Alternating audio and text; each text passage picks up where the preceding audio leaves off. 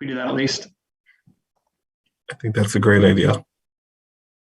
Do we do this both in the work session and the regular session, study session? No, I think you can just do it once. Okay, awesome.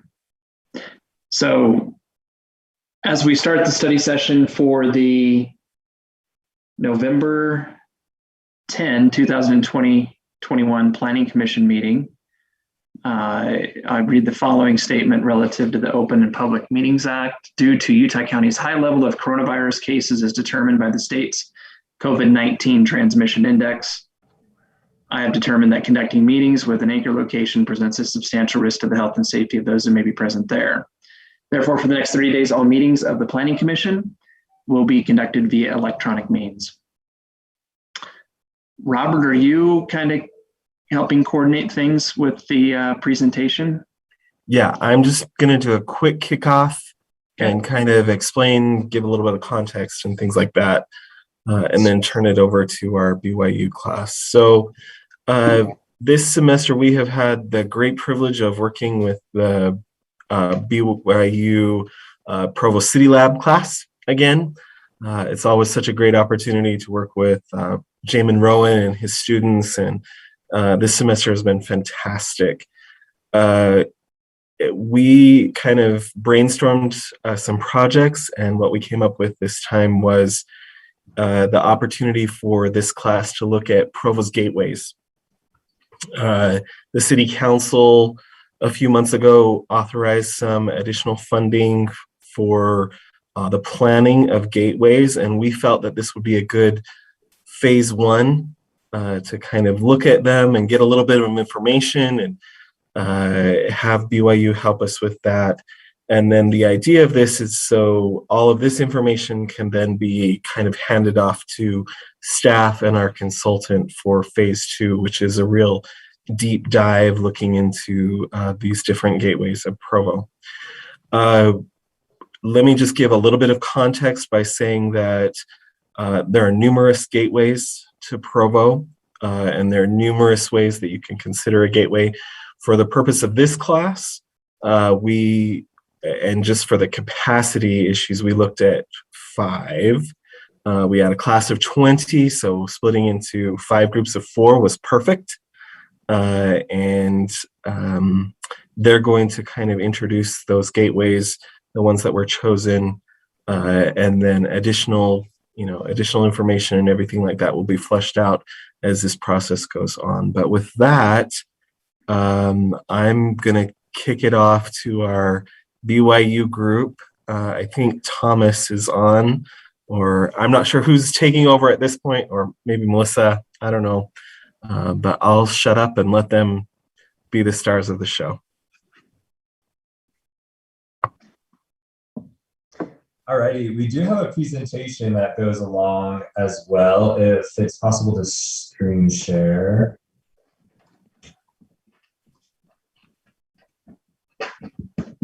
Mr. Anderson, are you the host? I'm not. Okay. Not, can you let them screen share? You should be able to do it now.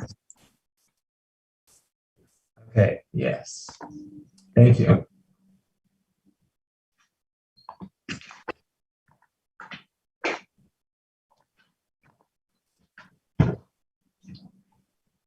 All right, can everybody see that fine? Yes. Awesome. Yep. All right, cool. So my name is Jacob, and I'm here with some of my other fellow students who've been working on these gateway projects. And like Robert said, they assigned us 5 specific gateways for us to work on. And the major focus of ours has been placemaking, really just to see how we can help these gateways to improve and to better serve and represent Provo as a whole. The proposals and studies that we provide will be phase 1 of a larger effort, also something that Robert said. The work that we've done will be passed off to consultants that will work with the city on further studies for each area, just to continue the process So the final product of this class will be a packet that contains all of the information that we've gathered, all of the data, everything that we really won't have time to go into incredible detail in this presentation. There's a lot of data backing up our proposals, and all of that will be contained in this packet. So like I said, this really is just the phase one approach, just doing a deep dive into each one of these different areas. So these are the 5 areas that we were assigned, starting with Center Street, number 1, right there in the middle, and then Geneva Road, Lakeview Parkway in the south of Provo, South State Street, and then Provo Canyon. So the way that we're going to do this presentation is we have somebody from each group, because they know their gateways best. We're going to have them each present for about 3 minutes, and they'll talk about their problems and their solutions for their respective gateways. And then at the end of that presentation, we'll just open it up for questions. And really our hope for this presentation is for us to get feedback from you, things that you think we've done well, things that maybe we missed the mark on, your ideas on our proposals, and et cetera.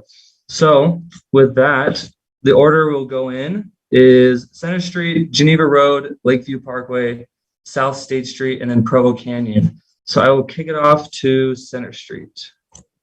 For the Center Street Gateway, we focus mainly on the area from just west of the freeway interchange to Pioneer Park. It's unique because it leads visitors into downtown Provo, a popular spot for strolling and gathering. It's an established structure that manages a large volume of traffic, but it does not have as much accommodation for cyclists and pedestrians. Our main concerns deal with the lack of safety for cars, pedestrians, and You guys for a minute. It's really hard to hear you. Can you come closer to the speaker or speak a little louder? I don't know that. Yeah, thank you. We can do that. Thank you for letting us know. Yeah, thank you. Okay, can you hear me okay now? You're still pretty quiet. Just yell. No, okay. Just talk really loud. So our main concerns deal with the lack of safety for cars, pedestrians, and cyclists, and the lack of cohesion with the rest of Provo. When people take the freeway exit on Center Street, it is not obvious they're entering Provo, as it does not appeal to that welcome home aesthetic that Provo is trying to provide for the rest of the city. One reason for this is that there are many businesses in the area that have been grandfathered in and do not have incentive to contribute to that aesthetic appeal. After talking to residents in the area, we found that people would like to see more street trees, as there is a severe lack of natural aesthetic. The east and west sides of the interchange almost feel like 2 different cities with the lack of aesthetic and social cohesion. Concerning safety, the interchange is difficult for vehicles to manage. Many people have expressed frustration as it is too easy to end up on the freeway when trying to cross from west to east or vice versa. And a lot of people that we've talked to, they'll avoid crossing as pedestrians almost altogether using other routes like the Provo River Trail. This is problematic because the area is rich with young families and 10.3% of the households have 1 or fewer vehicles. Residents are also wary of other large intersections, such as the one next to Maverick, which is used by middle schoolers to get to and from school. One proposal we have to unify the gateway with the rest of Provo is the inclusion of a welcome to Provo sign on both sides of the freeway interchange. We also feel that our artistic feel of downtown Provo can be incorporated by painting simplistic murals on the tops of the surrounding businesses, such as Jones Paint and Glass or Lowe's Extreme Sports. These murals can be painted with solar reflective paint, which would be beneficial to the hosting businesses. And with the approval of UDOT, these murals can also be painted to beautify the freeway underpass. To improve the aesthetic of the landscape, we propose planting more trees. In the beige grassy areas around the interchange, drought-resistant plants such as wild lilac, deer grass, hummingbird sage, and white sage can be planted without largely increasing the need for more water. The inclusion of more downtown-style street lamps in the gateway would help unify the area with downtown Provo, as well as provide a sense of security and safety for pedestrians at night. For traffic concerns, the I-15 freeway logos can be painted on the appropriate lanes to help facilitate traffic. We also propose planting placing planters at 5 to 10 foot intervals along the sidewalk on and around the interchange to beautify and provide a barrier between cars and pedestrians. We also propose implementing brick crosswalks like the ones used in downtown to unify and make crossing more obvious. With the implementation of these proposals, our hope is to make the gateway a safer and more unified area of Provo.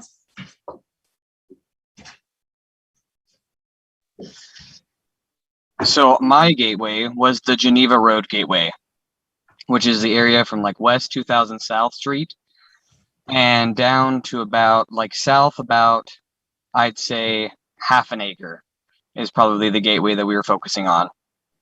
Our main problems are that the gateway and the people that live there don't feel very connected to both the city, either physically or like theme wise. We actually did a massive survey that we had people respond and say what they wish they had. And we had one response that really stood out to me, is that one of the residents said, wish that we were actually treated as Provo residents that matter and not the people out there by the lake. And so that just really struck us that is exactly what the people here want, is to be connected. And we also feel, like many of the other gateways that you'll hear from tonight, that the area that is around both the river trail and the street itself just didn't feel very safe. Some of our solutions that we have are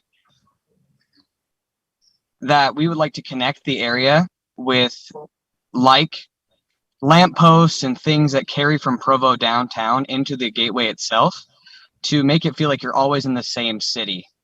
And to really, I also included another graph from that survey as well, where you can see that 91.5% of the people said that they didn't feel safe in the area.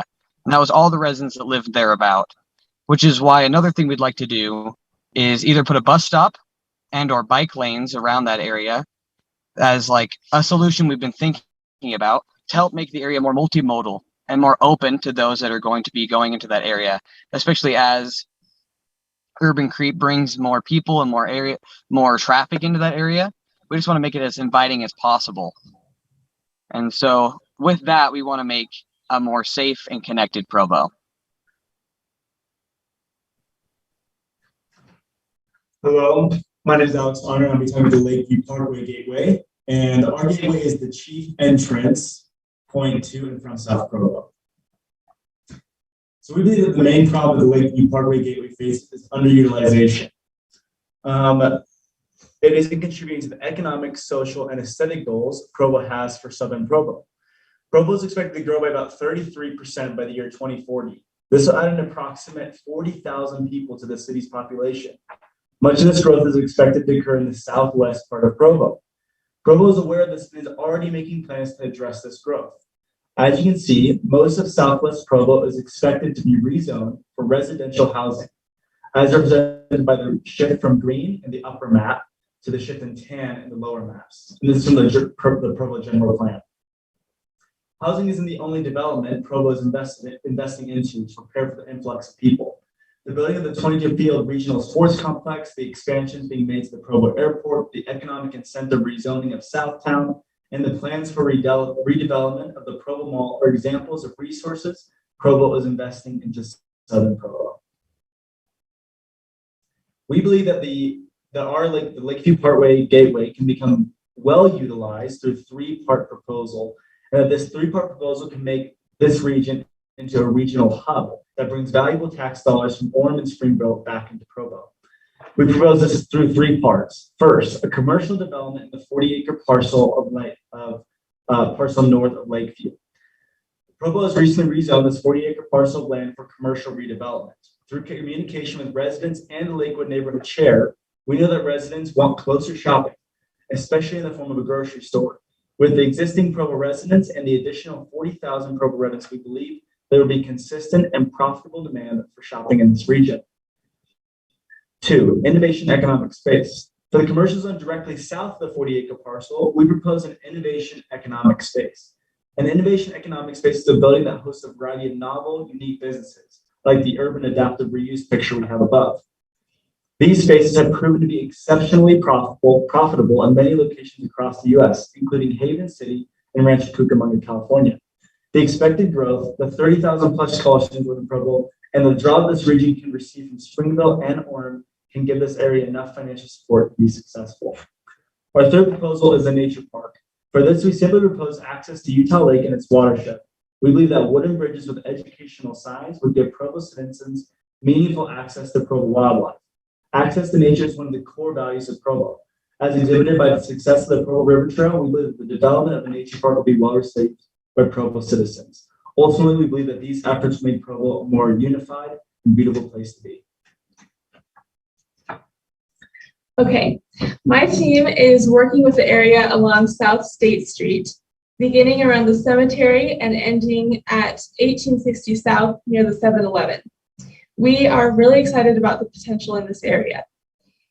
The street does a great job ushering traffic to and from Springville, and the new Spring Creek Park caters to surrounding residents.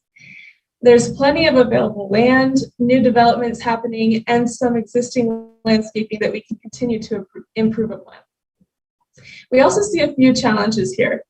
The speed limit is quite high at 50 miles per hour, making it really efficient for cars, yet a little unsafe for pedestrians and bikers. There's also an issue with building upkeep along the road. Lots of businesses have let their buildings fall into disrepair. The landscaping is not sufficient to distract or cover up these issues. And finally, the area lacks sufficient access to groceries, retail, and restaurants. We believe this is an issue, and when we polled 134 residents of the area, we found that over 64% listed a grocery store as one of the top changes they'd like to see on the road. One of the first things we believe should be done is lowering the speed limit from 50 miles per hour to 35 miles per hour along State Street from 1860 South up until the intersection at 300 South. We believe and anticipate that this will be a concern for drivers, but this 15 mile per hour difference will only add 53 seconds to the drive time from Springville to Provo. This is a small sacrifice for drivers with huge safety benefits for pedestrians and bikers. Speaking of pedestrians, we also think it would be beneficial to build protected bike lanes along the road between those same points, similar to those on Cougar Boulevard. This, combined with putting brick crosswalks at each intersection, will make the road safer and more inviting for all kinds of traffic.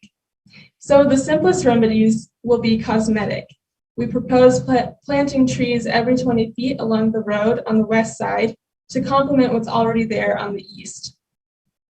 We would also recommend more shrubbery, and we believe that investing in the landscape will not only make the road more appealing, it will also show businesses that Provo is invested in the growth of this area.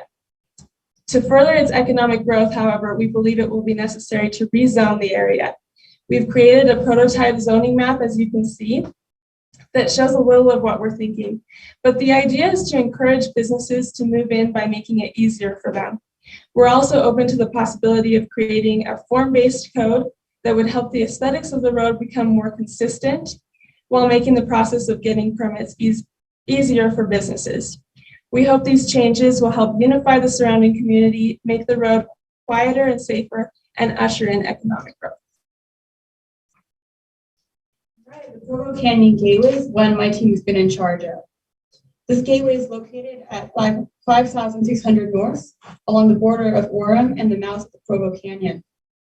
Currently, it is a 4-lane road with a 50 mile per hour speed limit that primarily serves commuters.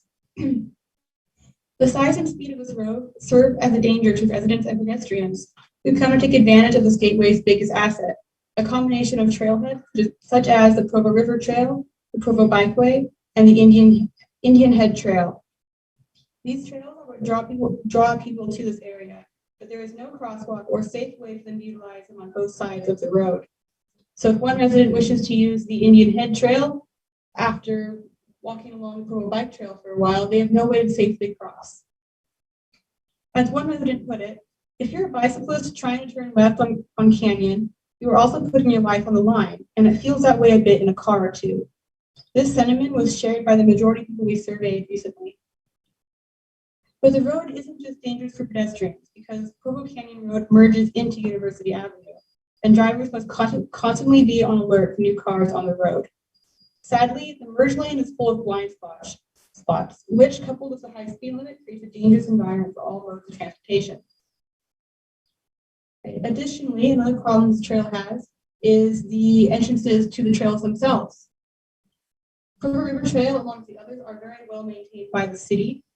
Provo City has already proven that well-kept public spaces such as these are an asset to the community. However, the access point along this stretch of road is unwelcoming and poorly maintained. There's a structurally unsound bridge blocked off with concrete slabs at one end. Can you go to the next slide? And a busy road with no intersection on the other. Additionally, there is no street lighting or bike paths for pedestrians to use along this road. A commercial business on this stretch of road as well looks very derelict and feels unsafe. Despite being located only a mile from the Riverwoods Mall, the lack of attention to the area makes it feel derelict. We propose redesigning this stretch of 5,600 north that joins these trails together.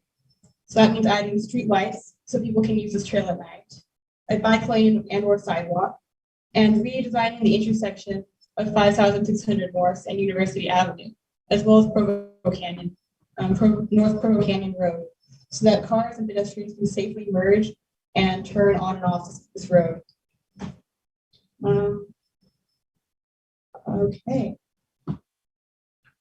We believe that by doing this, we can create a safe space for pedestrians and create a more unified feel to the local area. Alrighty, so as you all can see, there's some common themes to these gateways, but they really are all unique in their own ways.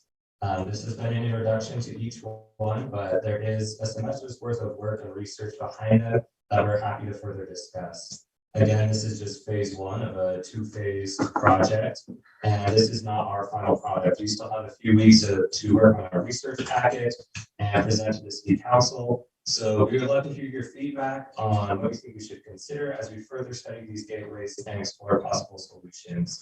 So the time is now yours for further discussion. I know the representative of the Geneva Gateway, Caleb, needs to leave soon. So if there are any questions for him, they should be asked first. Thank you again for your time.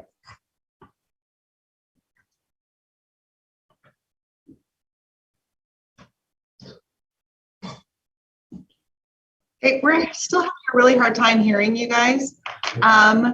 When you speak, you're going to have to go like right up to the laptop. So I'm not sure if the commission members clearly heard your last instruction. Is it worth, Mr. Anderson, is it worth repeating? Should I have them repeat that, or they're asking for feedback? I think that's the bottom line, right? So it might be appropriate now, just in the interest of time, commissioners, any thoughts, questions, more discussion? Can I make a suggestion to hopefully fix the audio? Yes, please. If you could go down to the microphone, there's a little arrow next to it, and go to audio settings.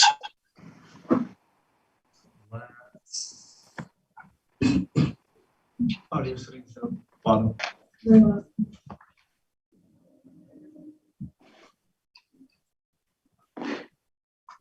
Are you there? Yes. Okay, go where it says suppress background noise, put that to low. Let's see if that'll help us. Is that better at all? Fortunately, it's not. No. Yeah, sorry, not sure. Questions, we can just get really close. Yeah. One other thing, go back to the microphone and click on that little arrow and change the microphone. Does it give you two options, or is there only one option for microphone? Just the one option. Okay, instead of same as system, click the microphone, just see if that does anything.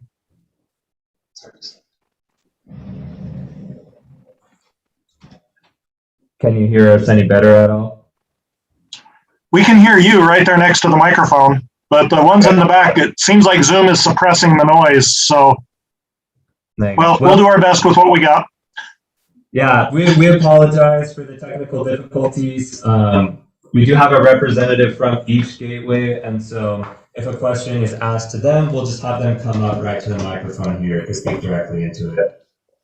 Perfect. Thank you. Great suggestion. Who wants to lead out? Just jump right in.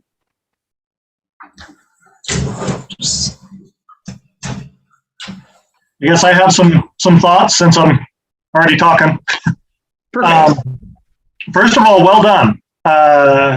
It sounds like a fantastic project, and the one thing that really stood out to me was the survey on Geneva Road that 91% of cyclists don't feel safe riding.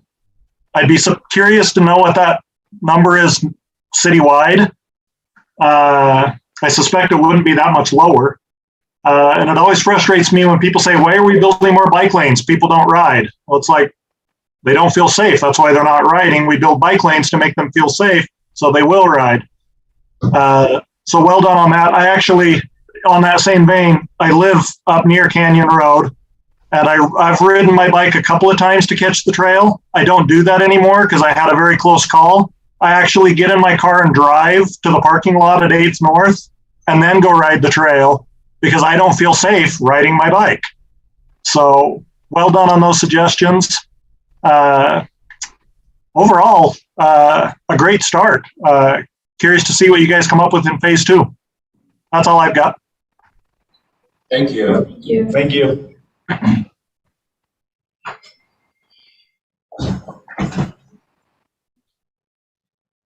Hey, Dave, could I make a comment? This is David Day with Public Please, Works. you bet.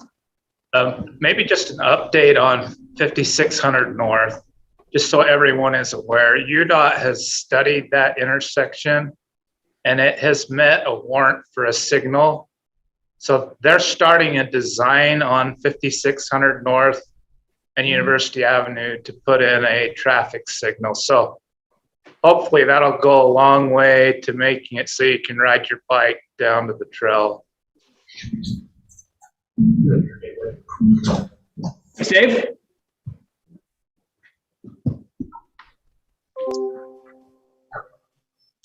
I have some thoughts I'd be happy to share.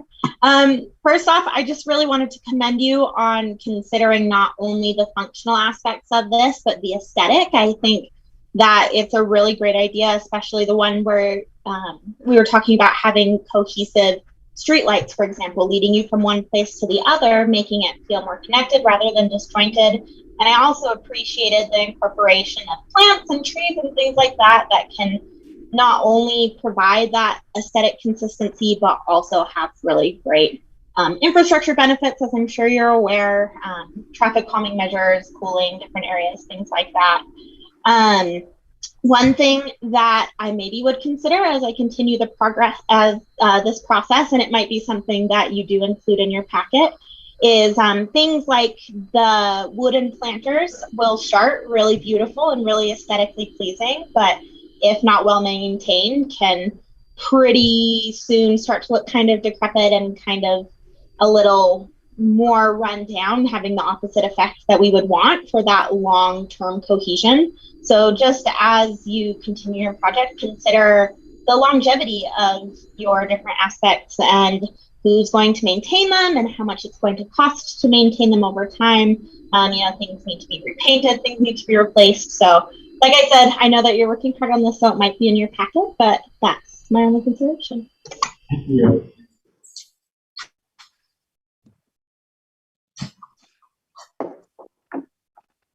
Let me just jump in and ask Jackson, can you stop sharing your screen and then we can see you better? Yes. Thank you.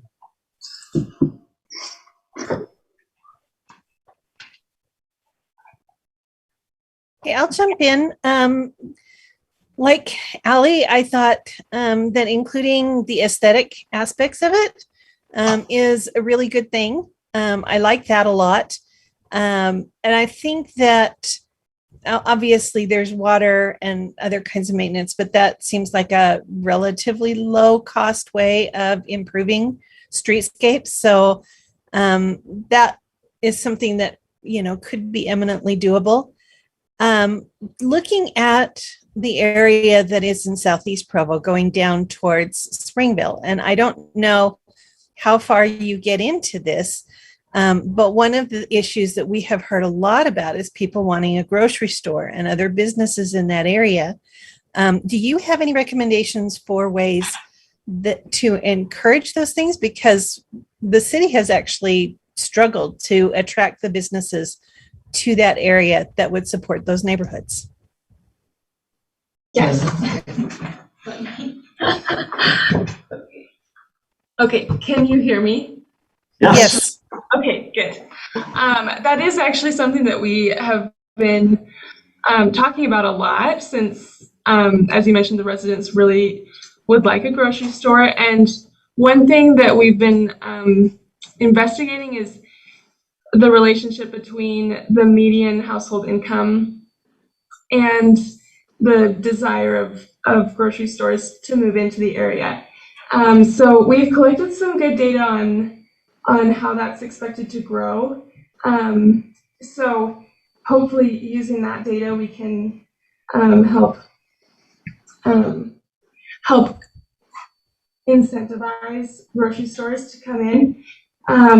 We also have talked about potentially coming up with some kind of incentive, such as a land incentive. We know that the lot across from Spring Creek Park is already zoned to be used for a grocery store. So potentially using, sorry, I'm in an uncomfortable spot. Here, there we go. Potentially using that land and offering it at a low price point. But we'd love to hear some suggestions on this, actually. This is kind of the most challenging issue that we've come up against. So I would love to hear what the Planning Commission has already considered.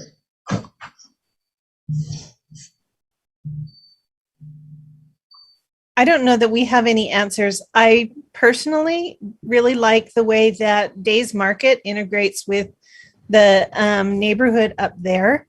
And it's a smaller store. It's not a big chain. And I wish there were a way to bring some sort of a Days Market type of a store. It doesn't need to be a big, huge one. But it is going to be competing with the Smiths and the stores down in Springville, including Walmart. So it kind of needs to be more of a walkable type of a store, because I see, and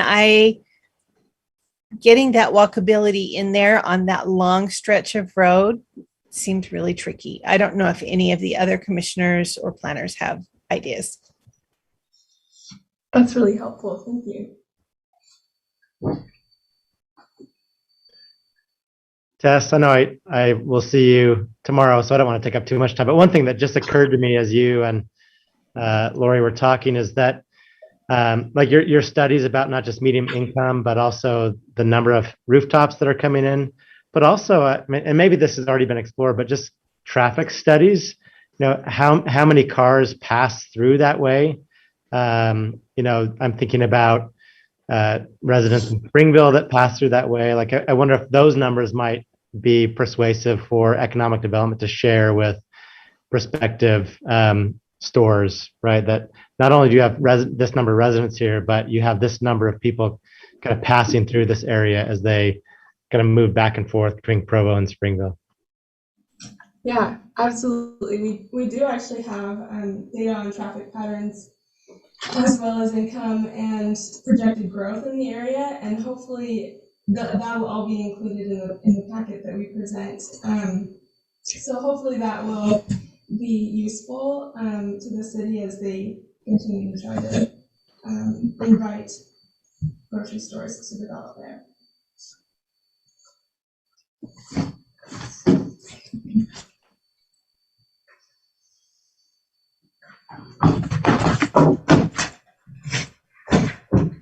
I'd like to comment about the Geneva Road. I live in West Provo, and so I use the Geneva Road a lot. I drove it for about 30 years, back and forth to Geneva Steele. And I used to have to wait in the afternoons for the farmers to take their dairy cows across the road. Of course, that doesn't happen anymore, but it still is a road that has a lot of traffic, and nothing really has been done to widen it or to do anything other than there have been a few stoplights now put on Geneva Road. But you're going to see a tremendous increase, I think, in cars when the LDS, Orem LDS Temple on Geneva Road essentially is completed. So I'd like to see something really done well on Geneva Road. I realize that only halfway out on Geneva Road is Provo, and then it changes to Orem. So I don't know whether they would work together or you would just do it to the border of Provo. But I'd like to see something done really well, widening it, and something done to help the safety and the transportation along Geneva Road. Thank you. Yeah, I know Caleb, who's the representative for that gateway. He had to step out, but they're working on a lot of great things, and that will be available in that packet. So when that's finished, we'll make sure that it's distributed to everyone so you can see what has been proposed and the research that's been done.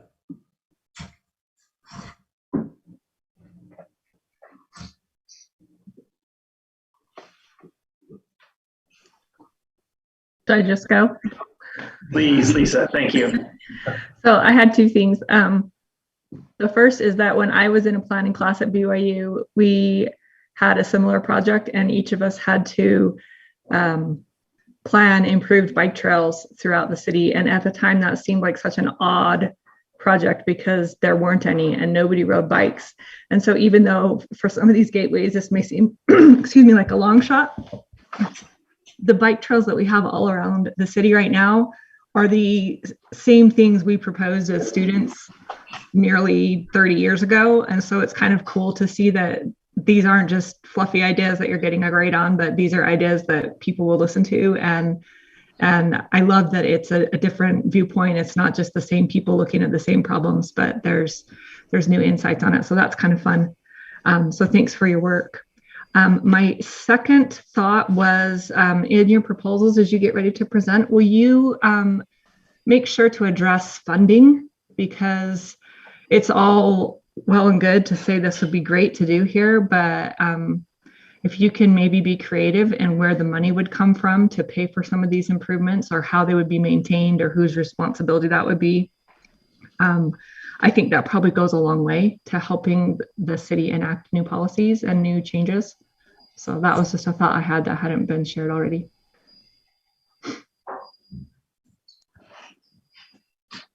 Yeah, that's a great comment. Thank you for the feedback. Thank you.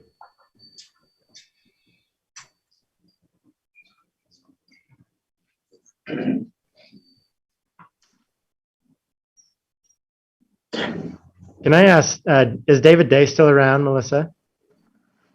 Yes. Hey, Dave.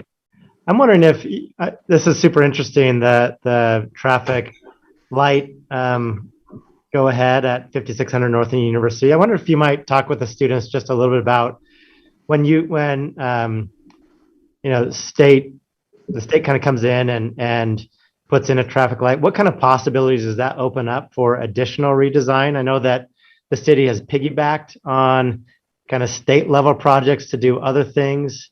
Are there any ideas that you have for like when this traffic light goes in, what else might be possible for redesigning around that area? Yeah, so we're anticipating that part of Canyon Road would need to be developed. Also, the west side of 5600 North would need to be improved for all of the lanes, you know, for turning movements and stuff like that. Also, we would plan into that bike lanes and sidewalks. So it does trigger a lot more thought into how to complete that whole area.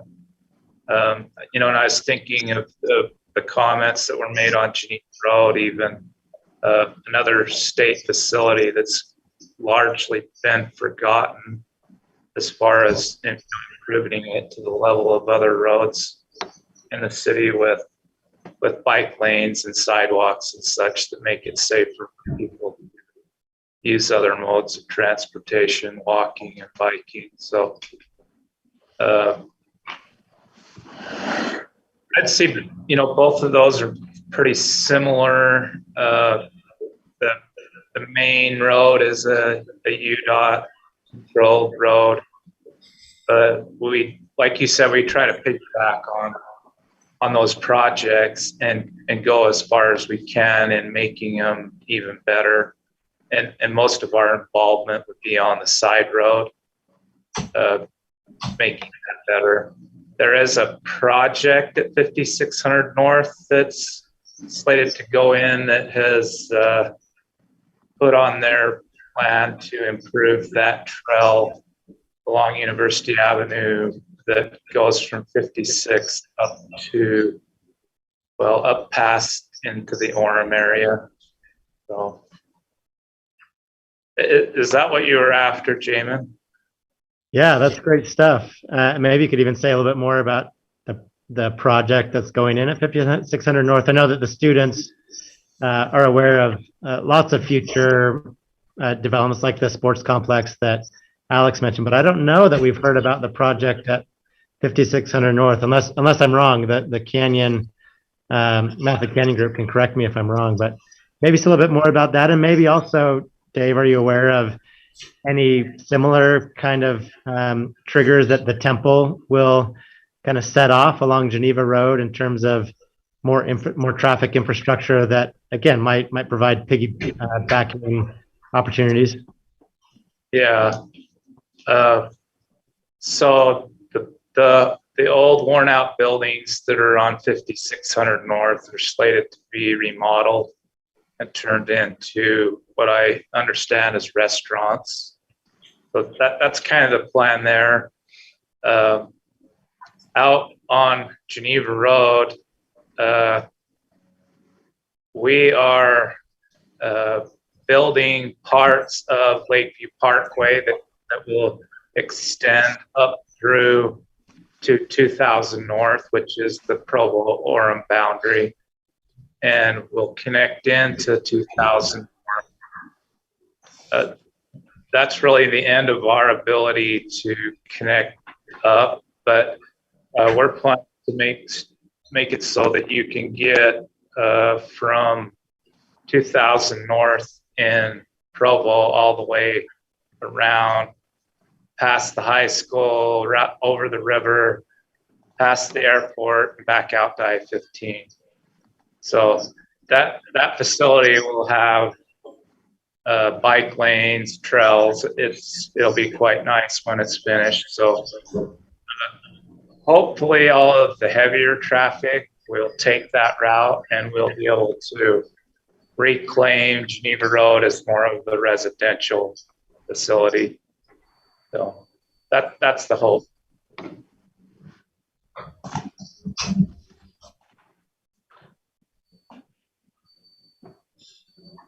I have one more quick question. Concerning Canyon Road renovation, Mr. Day, has Provo considered, sorry, just thinking really big here, has Provo considered a bridge for pedestrians and bicycles to be able to cross University Avenue to connect to the Parkway Trail coming off that hillside? No, that's the first I've heard of something like that. But with the elevation, yeah, kind of see where you're going there. Yeah. I know they just put one in Lehigh across SR 92. And so I was just curious if maybe they had considered that to keep the cyclists from having to cross that busy street. Just make it one connected, because Canyon Road is a very highly cycled road, except for that end, because it's downright scary. The edge of the road, there is no shoulder going down that hill.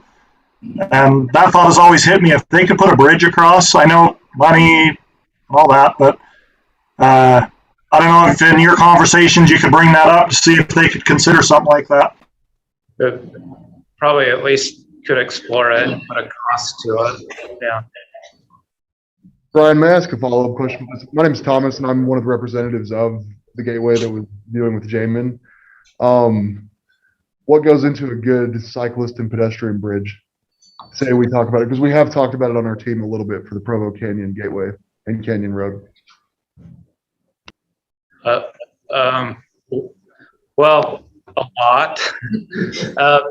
For instance, we're getting ready to build one on 6th South and 1st West across the railroad tracks to the UTA front runner station. So we'll span across all the railroad tracks from 6th South over to the station. We're looking at all of the costs with elevators and everything like that, about $6 million for that bridge.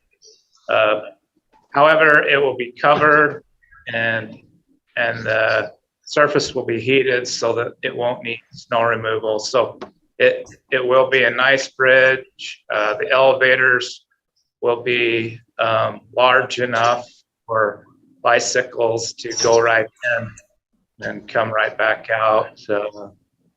So that'll be a very nice facility. It'll help it so people aren't tempted to dart between the tracks and try to get to a train that's departing. Another, bridge that you've probably seen over I-15 is up at UVU, which is highly successful. I do not know the cost of that one, but it's covered, which is an important part of keeping them safe in the snowfall. So most of those bridges that go in like that are a cooperation between a lot of different agencies. So our bridge here in Provo would be a partnership between Provo City, UTA, a Tiger grant from the federal government. So there are a lot of different being pulled to make stuff like that. Great, thank you. This is helpful.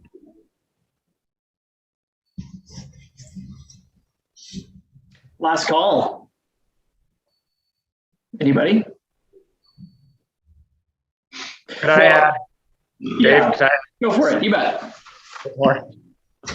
I was thinking here as you're talking about all these gateways and how with projects that we do on these roads, building them or maintaining them, probably the reason we haven't really addressed some of the entrances to Provo is the lack of vision for what that needs to look like. So I see this as a great step forward to giving us kind of a blueprint of what that should look like. That's what we like to hear. Thank you for sharing. Well, excellent presentations, very clear. We did have a little bit of an audio issue, but very much so to the point. Really well-rounded thought. Thank you very much for that, for your work and your effort. Robert, anything else we need to take care of before we break off for a few minutes before the regular meeting? I don't think so. Just appreciate these guys and all the work that they've done. And they were excited to share that with you. So next steps are kind of putting the final touches on this, and then they'll present this to the city council as well. Super. Once again, thank you. And let's take a quick break and be back on in 10 minutes or so. Thank you all for your feedback. We really appreciate it. Thank you.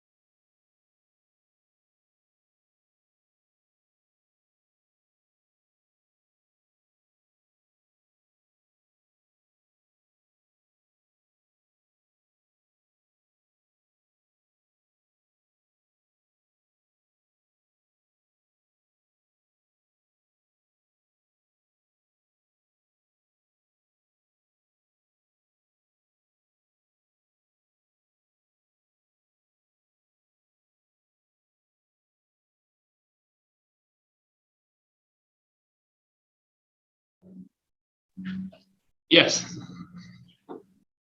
Super. We will call to order then the November 10, 2021 Provo City Planning Commission meeting.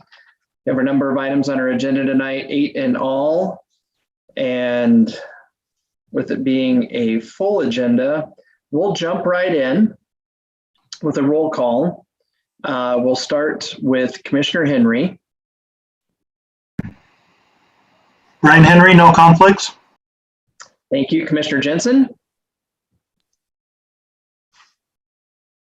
Lisa Jensen, no conflicts. Thank you. Commissioner Urquiaga.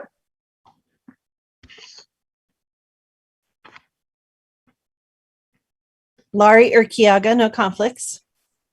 Thank you. Commissioner Jones. Holly Jones, no conflicts.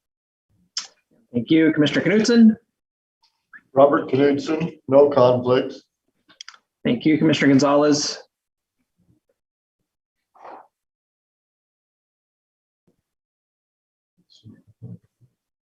Is Daniel with us at this point? He is not. Okay, great. We'll hold off on Daniel. We may come back. I'm Dave Anderson, no conflicts.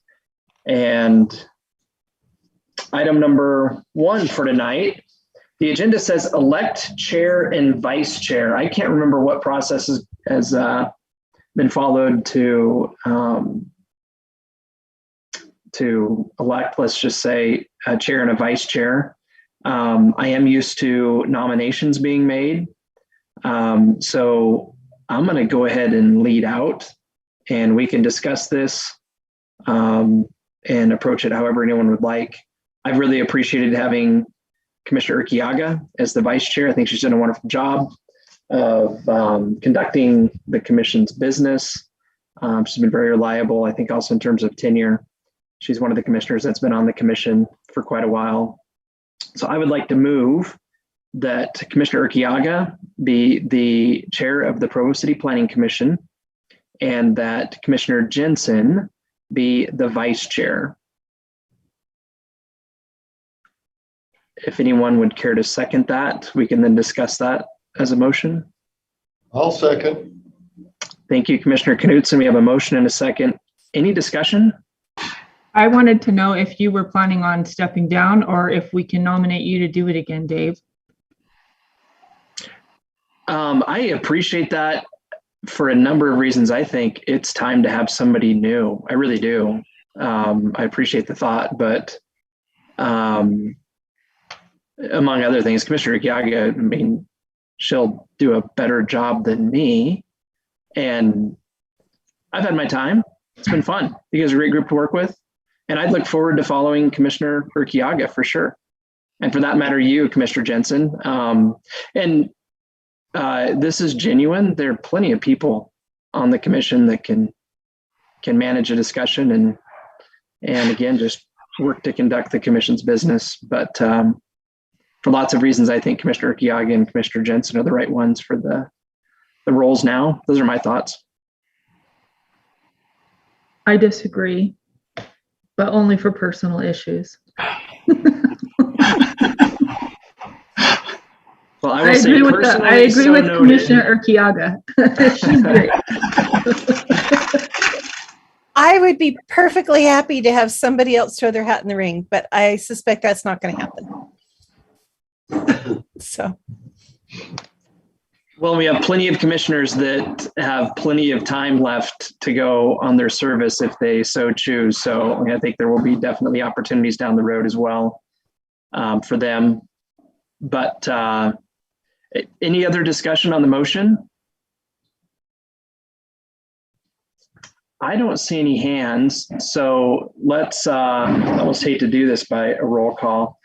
Let's not do that. Let's just say all in favor. Aye. Aye. Aye. Aye as well. Any opposed? Yeah. No. Hearing nobody in opposition, we'll say that motion carries unanimously.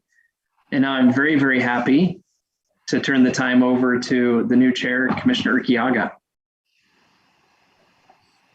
Awesome. Okay. We will start with item 2, which is a recommendation. On our part, Zach Steele is requesting a zone change from the residential agricultural zone to the one-family residential R110 zone for a 5-lot subdivision located approximately at 1400 West, 890 South Sunset neighborhood. Mr. Ardmore, are you ready to go? Yes, thank you. So we'll pull it up here. So here's the property that's rezoned. It's in the Sunset neighborhood. It's right here between 890 South and 990 South. We've got the Century Home subdivision that's being built right now to the northeast and to the west. Mr. Ardmore, you're cutting in and out, at least for me. Is everybody else having audio issues? Yeah. Is that better? I moved something that could have been blocking my mic. Yes, that's better for me. Thank you. Okay. So currently the property is in RA zone, while you've got R18 in the Century Home subdivision that we just spoke of, R110 to the south, and A1 kind of as you move out. General plan for this area in the proposal is residential. So the proposal fits with the general plan designation. The proposal itself is to subdivide the property further into 5 building lots, 4 of those accessing off 890 South, the 5th accessing off 990 South. They all fit in the R110 zone. They all fit the lot standards of the R110 zone. This is the Steele family attempting to create building lots for their family. Staff has reviewed this rezone request, as well as the subdivision concept, and is recommending approval, as is Public Works on their staff report memo. CRC, so all the different divisions of the city staff have reviewed this and approved it, or recommended approval. So that's all I have for this one, unless you have any questions for me.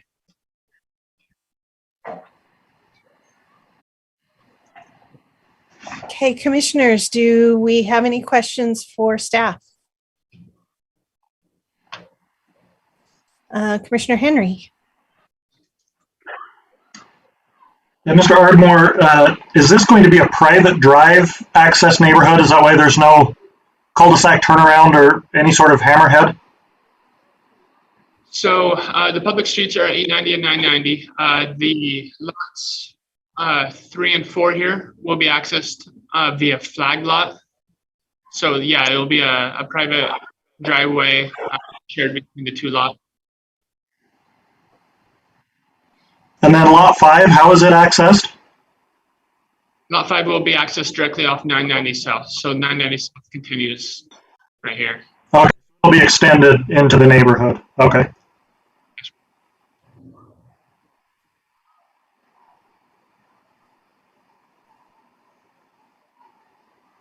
Any other And questions? staff didn't have any, oh, sorry. Go ahead. Did staff, to connect that and make it a public street, to connect down to 990, was that ever discussed?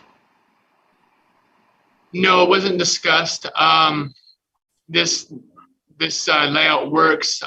If this parcel A continues this pattern in the future, we would have 990 South extending to the east to access those lots. So we didn't see any issue there. And you could also put a north-south road further east as that develops. Okay.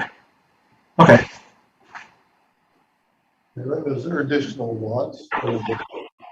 Yeah, on the west, Robert Knudsen is the west here. It's not showing on this map, but on the west here are several lots of the Century Home subdivision. Oh, okay. Just hasn't been recorded on this map. Okay. Other questions? Is the applicant here?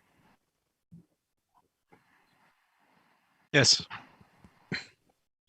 Would welcome, Mr. Steele. Would you care to add any more to what the staff has told us? No, Aaron has done a great job representing us. Thank you.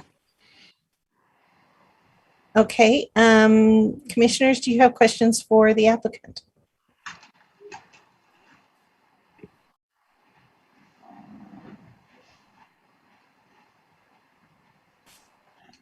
I don't see any raised hands. If you will stick around, Mr. Steele, we will also then open this up for public comment. Is the neighborhood chair with us, Na? No, not for this item. Not for this item. Okay. Any other public comments? I don't show any at the moment. 30 seconds, please. Okay.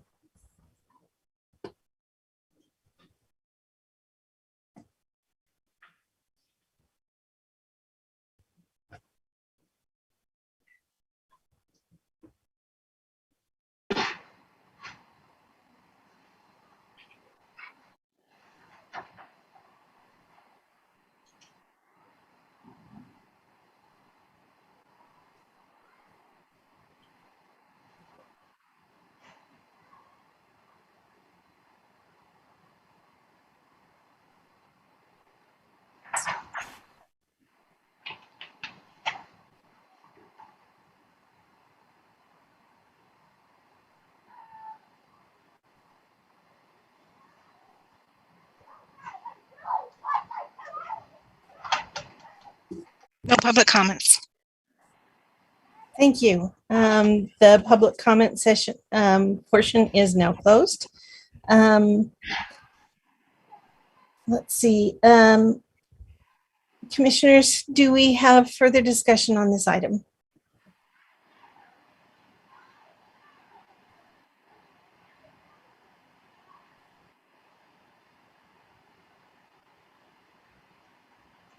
Commissioner Jensen. I probably should have asked Mr. Ardmore this earlier, but if the intent was to create these lots all along, why wasn't it zoned R110 initially? Why did they go to RA? I'm just wondering what the middle ground intent was. Sure. The applicant can confirm this, but from what I have understood is at this time, only a couple lots for building are necessary.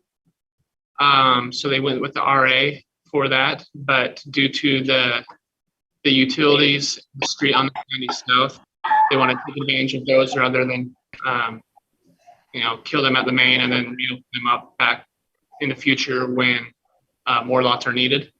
So they because of those additional costs that they would bear, it would make sense to just do it all right now.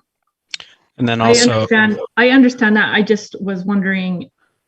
It looks like even if they were doing two lots, they would have needed to be 10,000 square feet lots in order to save room for the others. So sorry, Mr. Steele, I interrupted. No, I did. The reason why we went with RA to begin with is we do intend to have agricultural uses of this land into the near future. And so we didn't want to remove that agricultural use on both the north side of this property as well as that other part. There are horses there.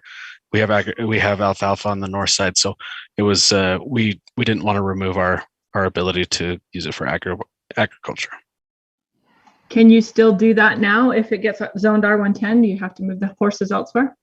According to the zoning, that is correct.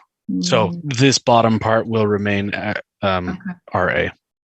So the horses will be fine. That helps me to understand why it wasn't just done that way in the first place. Thank you. Yep. Yeah. Thank you. More questions? Mr. Anderson. No questions, but I'm prepared to make a motion if you're ready for that. Or I can wait. Seeing no other desire to discussion, please go ahead. Okay. I move that we recommend the approval of the Zach Steele zone change from residential agricultural to one family residential R1.10 for a 5-lot subdivision located at approximately 1400 West, 890 South. Do we have a second?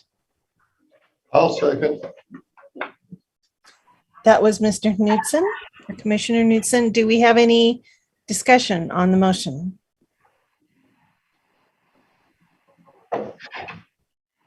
Okay, I guess we will move to vote. Commissioner Jones? Aye. Commissioner Henry? Aye. Commissioner Anderson? Aye. Commissioner Jensen? Aye. Commissioner Knudsen? Aye. And I vote aye. That is 6-0. Moving on to items 2 and 3, which I will read in together. Tim Meller requests concept plan approval for a 65-unit apartment complex in a proposed campus mixed-use CMU zone located from 46 West to 90 West, 800 North in the North Park neighborhood. He also requests a zone change from the residential conservation zone to the campus mixed-use zone. Same property located from 46 West to 90 West on 800 North to allow for the 65-unit apartment complex. Mr. Ardmore? Okay, thank you. So if you recall, this item was continued back in the spring. The main reason was we didn't have a concept that would show how the applicant was dealing with the expansion of 800 North. We've gotten that. It's gone through CRC review, and now we're ready to bring it before you again. So just to refresh you, this is in the North Park neighborhood. The development would occur between 46 West and 90 West along 800 North here. The BYU is just a couple blocks away. Currently, it's as is much of this area of the neighborhood. There are a couple of pro zones that were created to build these adjacent apartment complexes. General plan for this area is residential, so it conforms with that. The proposal itself, the applicant owns these 2 apartment plants here and these 4 lots here with there's current dwellings there that would be demolished to make way for a new building. All of this is proposed to be rezoned to the mixed-use zone. Let me go through the concept real quick, then I'll kind of detail staff's thoughts on this. So what we have is 64 one-bedroom apartments. They've changed their access from 800 North over to 100 West. As 800 North expands, it becomes a collector, and access off collectors wouldn't be permitted, so they've changed that. They've also cut this back to show the width that 8th North would take. That's why you have a minimal front yard setback here, which the department director would be able to approve upon project plan. Going into the floor plans, the first floor is actually below grade. That's where the majority of the parking is. You have 57 parking stalls there, and then 36 bicycle storage racks or lockers. As you move up on the main floor, you've got at-grade parking. You've got 10 one-bedroom units, and you've got a courtyard, open space courtyard in the northeast part of the property. Again, moving up, floor 2, just 18 units on that floor, and then floors 3 and 4. This unit here that was in unit 2 are on floor 2. On floor 3 becomes storage space. On floor 4 becomes exercise room. Both floors also have this additional storage area here. elevations, conceptual elevations seem to meet the design regulations. Those would be kind of more detailed and worked out through the project plan, of course. But there's the west and the south elevation. So this is what you'd see from the street. And then there's the east and the north elevations, kind of back of the building. We have also got some renderings here from the applicant. Now there's a couple things with this request that I would just like to note. One of them is the TDM is being requested because of the number of units. They're all one bedroom. It would require 96 spaces. The applicant's requesting approval for 83, so 13 less than what would be required. And he's offered a TDM here. Hales Engineering provided a study to provide kind of the justification for that. The first point was the proximity to the BYU entertainment, shopping, recreation, UVX, and transit is real close by. The demand of adjacent complexes was studied, and their numbers seem to be below what was being proposed here with this development. We have increased bicycle storage on that underground floor. And then in the TDM, in the memorandum by Hales Engineering, it details that tenants of this apartment complex would be parking only by permit. So if somebody is desiring to bring more cars to the property than they have room for, they would have to pass on that tenant, or they would have to make that decision of reducing the cars that they bring. So that's a big part of the request you're looking at is a TDM along with the zone change. Another thing that staff has a bit of concern with is the CMU would allow a much larger building. So if that's a shared concern with the Planning Commission, the developer has proffered a 4-story building with 64 units. So if that's a concern that he could go bigger than that if the zone is passed, that could be something that's addressed in the development agreement. You also have some conditions of approval from Public Works detailed that you received in your packets. I just want to make note of those in your packets, and would hope that those are part of your recommendation and decisions tonight. But overall, we are recommending approval. We think the zone makes sense for the area. We think the concept plan has gone a ways to show that it would fit with the zone. And I'll take any questions if you have them. Thank you. Commissioners, do we have questions? We're waiting to get started. What is the expectation for the roadway between now and the time that it gets widened, that portion? David, do we have an idea on that? So I don't know if you could see it on his plan, but the idea would be to leave the curb gutter sidewalk where it is for now. And then if the road widens in the future, it would look like what he's showing there. So you kind of see two things going on there. The green space that you're seeing there would be the widened part, but the dotted would be how it would remain until the road is widened. I've been really impressed with Mr. Metler and his ability to make all of these conditions work. So I think they've done a great job of putting this together. Is there a gap between the current sidewalk and the green space? So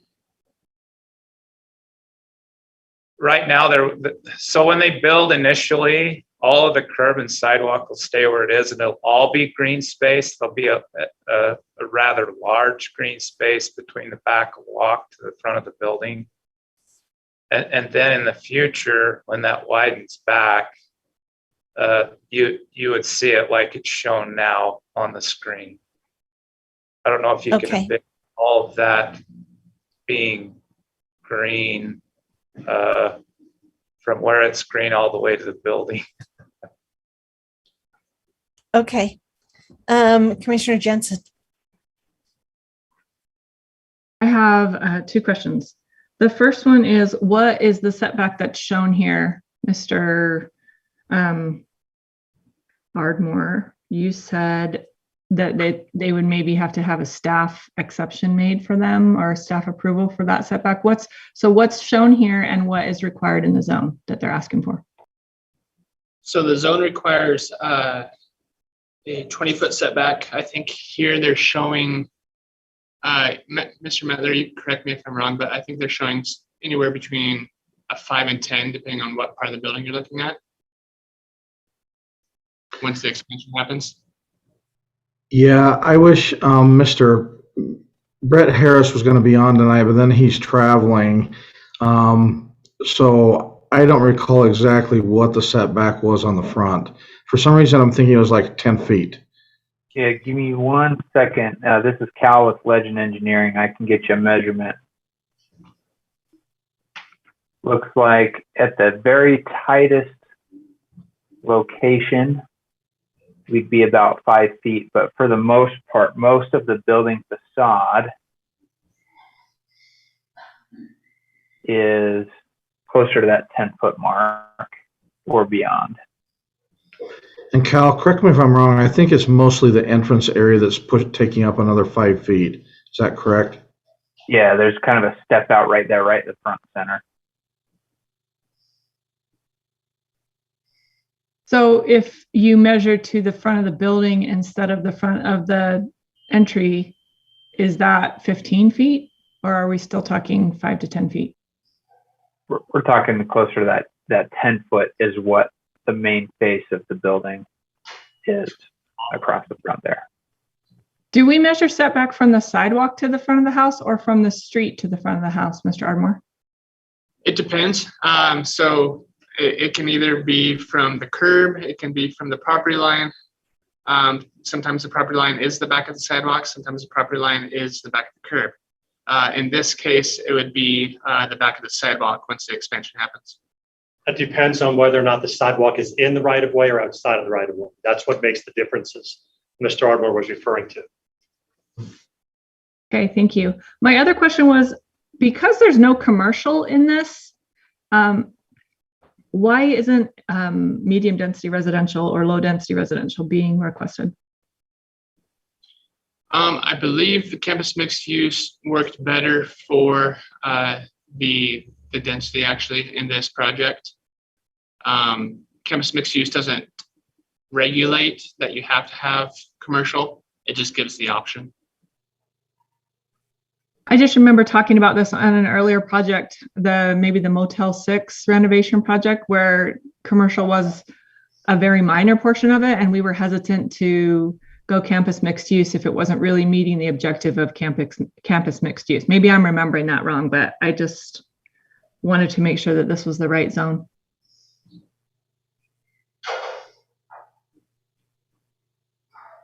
That's all. Okay, other commissioners?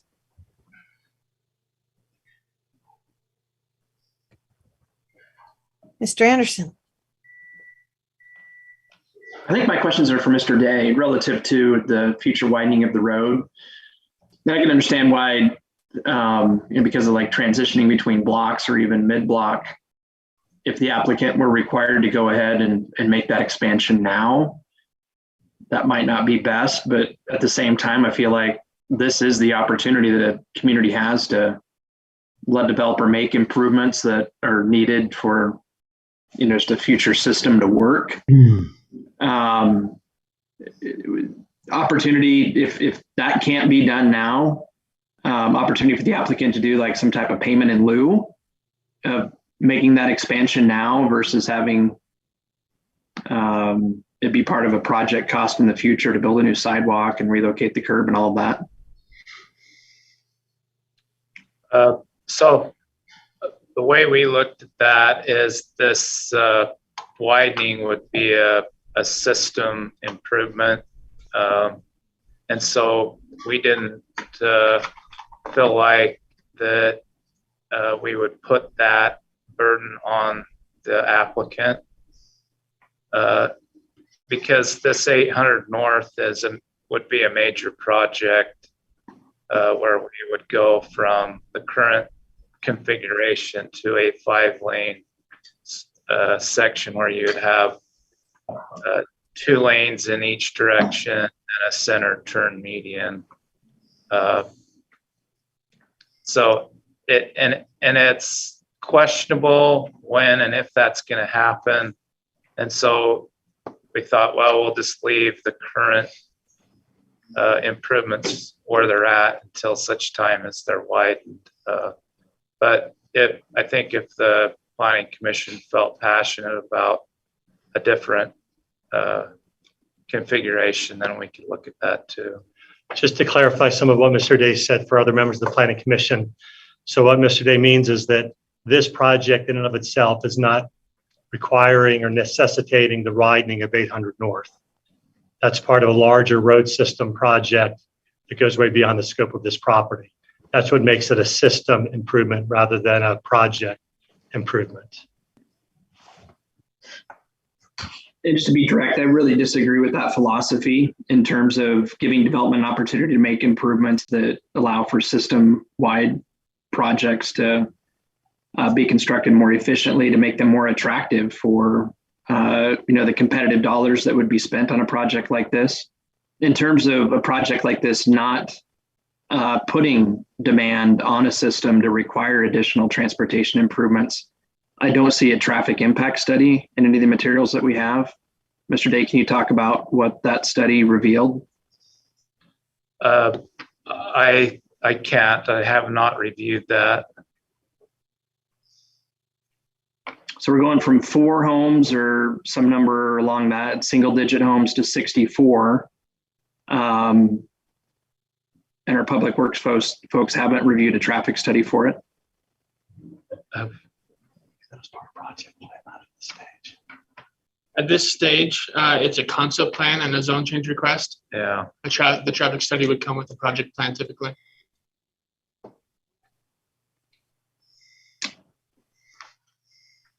So that's when we would see it and we talk about the impact on the system and that type of a thing. Yeah, so we haven't requested a traffic study yet. And so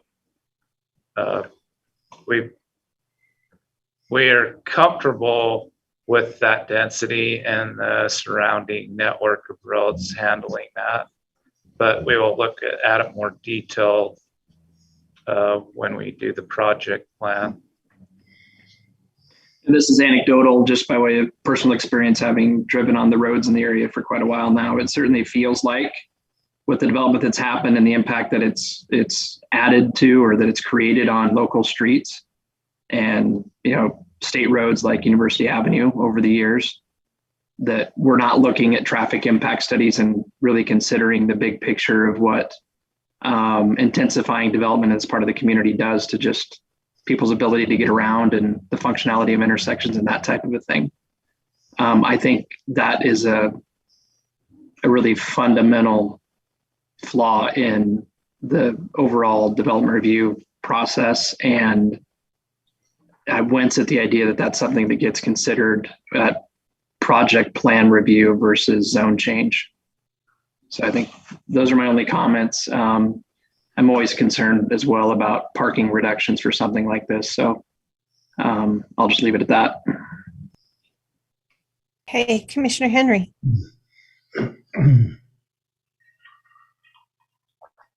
Yeah, Mr. Day, do we have current traffic counts for that section of 800 North? Yes, we do. Offhand, I'm thinking we're about 8,000 cars a day through here.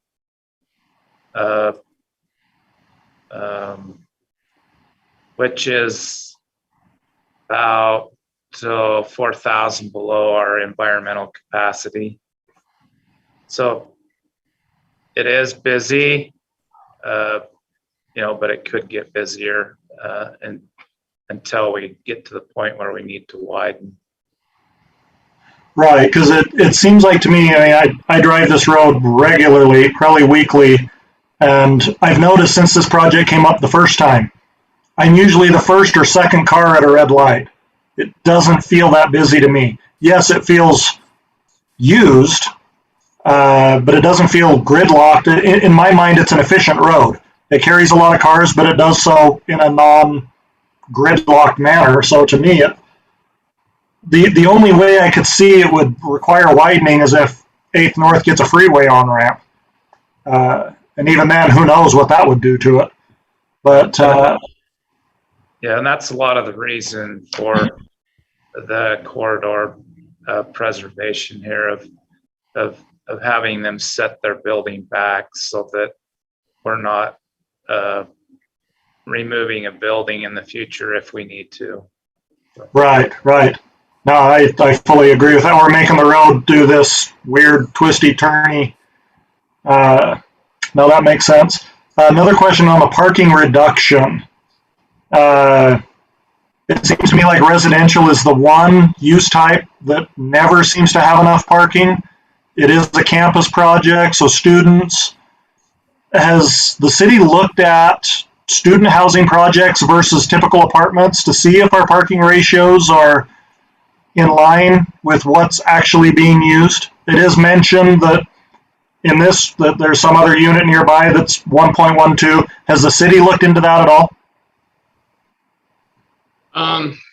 I could get back to you on that. I know Javin Weaver has been studying parking kind of neighborhood wide and Joaquin and citywide. But yeah, you did mention that they in the Hales engineering memorandum, they spoke of the adjacent complex, which is this one here, needing, what was it, 1.12 per unit? Vehicles per unit. So yeah, it's been looked at in that way. But I can get back to you, Mr. Henry, on more detail on that after with our coordinator. I see, okay, Mr. Metler. Go ahead. I was just going to say that I'm going to let the commissioners have their discussion with staff, but you are next on the agenda. Could I comment on the parking question briefly? Yes, I'll allow it. Okay. So part of what Hales Engineering looked at, we manage a 51-unit single-bedroom complex, and the address, it's about 2 blocks away from there or less. It's at 623 North, 100 West. And that complex is primarily young married couples, a lot of them going to school, either UVU or BYU. And so what we've done, we're experienced with the parking ratio there is the same parking ratio of what we've projected here. And basically we control the tenants that we've got coming in and the number of cars by basically only that complex over there only has a 1-to-1 ratio. And so what we do is we control the tenants that are occupying in the units there to make sure that they basically have 1 car for the most part. So we feel pretty confident because we've studied the neighboring complex that we already manage there and provided that data, and Hales Engineering reviewed that data as part of their TDA. Okay, thank you. Commissioners, any more questions for staff? Yeah, if I could continue, Laurie. Yes. Just looking at the parking now on, let's see, what street is that? 100 East or 100 West? To me, the on-street parking there is doing exactly what it should. It's well utilized, but there's open spaces for those who are coming later. The turnover, I'm assuming, is pretty good. I just hate to jam that up by making the parking lower, but I feel like I need more data to really make a good decision on that. And then one last question for staff. As far as 8th North goes, street trees, this is one of the most beautiful sections of 800 North. Is there any any possibility of preserving those trees during construction to keep that beautiful street view? I guess maybe that's a question for the applicant if he plans to do that, and we can get to that. But So just want. I wish I would have copied our CRC comments. I did make that a comment for the future PPA that we have a code section that encourages protecting vegetation and street trees. So I did make that comment in my review. Hopefully we see that in the project plan. Okay, perfect. That's all I have. Okay, any more commissioner comments? All right, Mr. Metler, you have an opportunity now to amplify and clarify anything else. So I actually grew up part of the time there on that corner on 90 West, 800 North. We do like the trees that are there. The trees that are in the yard, one of the trees that's in one of the yards is diseased and it's pretty well come down, and as well as another tree. But those that are in the park strip are the maple trees. We would like to try to preserve those during construction. I think it adds to the area, and I like that it wouldn't all be new vegetation there.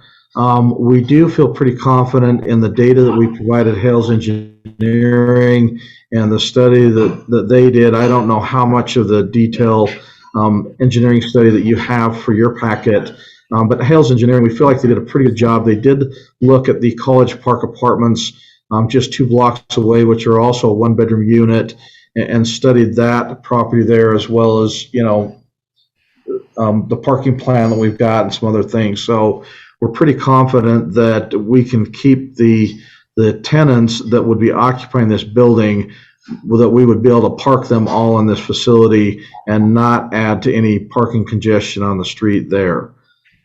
We have tried to, basically with the potential widening of 800 North, it resulted in us taking out a center courtyard. We've tried to accommodate everything and kind of fit it all to meet the city's needs, and want to try to work with the city. We appreciate Development Services and all of their comments, and we've tried hard to work with them on making the modifications that we need to make this project work. So anyway, we thank you for your time and consideration. Thank you. Commissioners, do you have questions for Mr. Metler?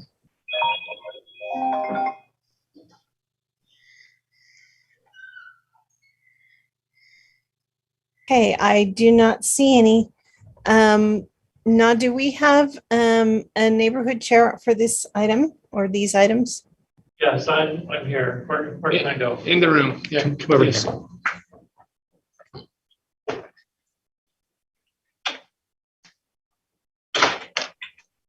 Okay, for the record, would you state your name and your neighborhood?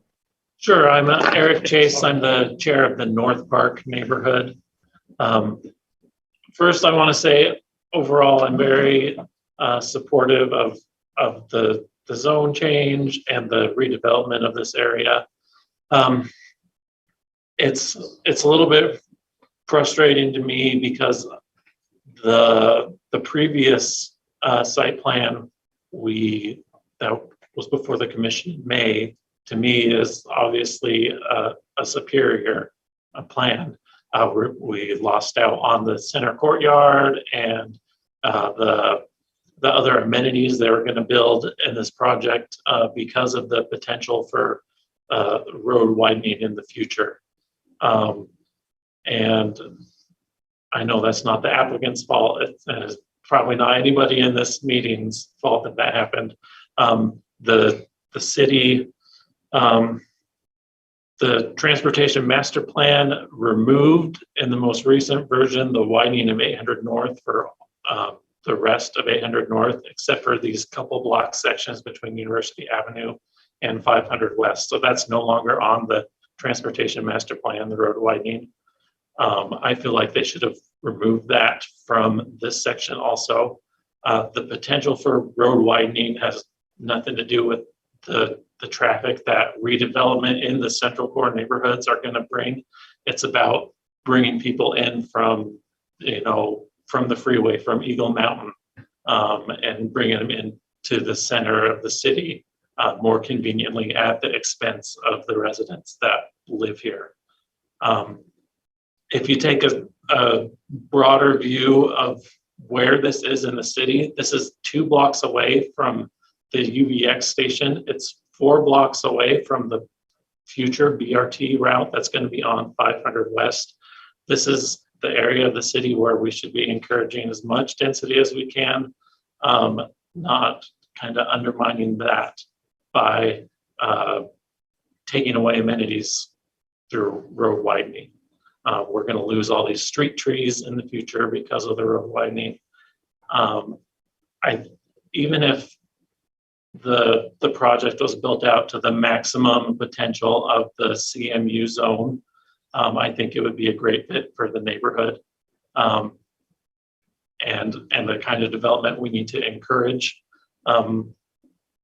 Think of the traffic impact this would have if these 65 families, 65 residences had to live somewhere else. If they have to live in Payson, think about the additional traffic miles that's going to generate on our roads.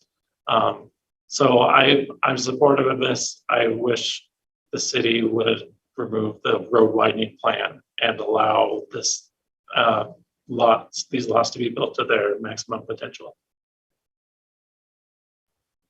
Thank you, Mr. Chase. I noted in the staff report that that there were some concerns from the neighborhood that were expressed, and I kind of wondering how widespread were those concerns, or was it? Could you just tell us more about neighborhood feedback? I mean, there's some people might be afraid it's taller than what's in there now. We're going from 2-story buildings to a 4-story building, but this is 2 blocks away from the 200-foot tall hospital. This is, I think people are concerned about the loss of the street trees. This is a pretty, it is kind of a picturesque little street going through the center of the city. As far as the loss of the historic architecture, I mean, they're older buildings, but I don't think they're particularly outstanding or anything. And I think that the neighborhood would be much better served with the new higher density. Okay. Do any of the other commissioners have questions for Mr. Chase?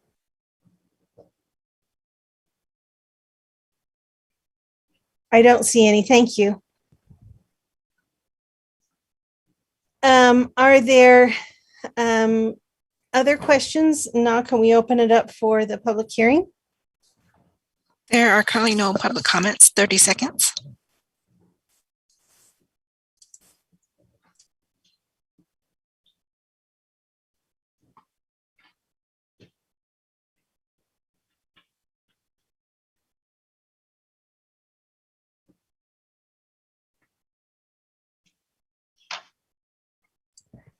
Okay, I have one public comment. Caller 282, go ahead.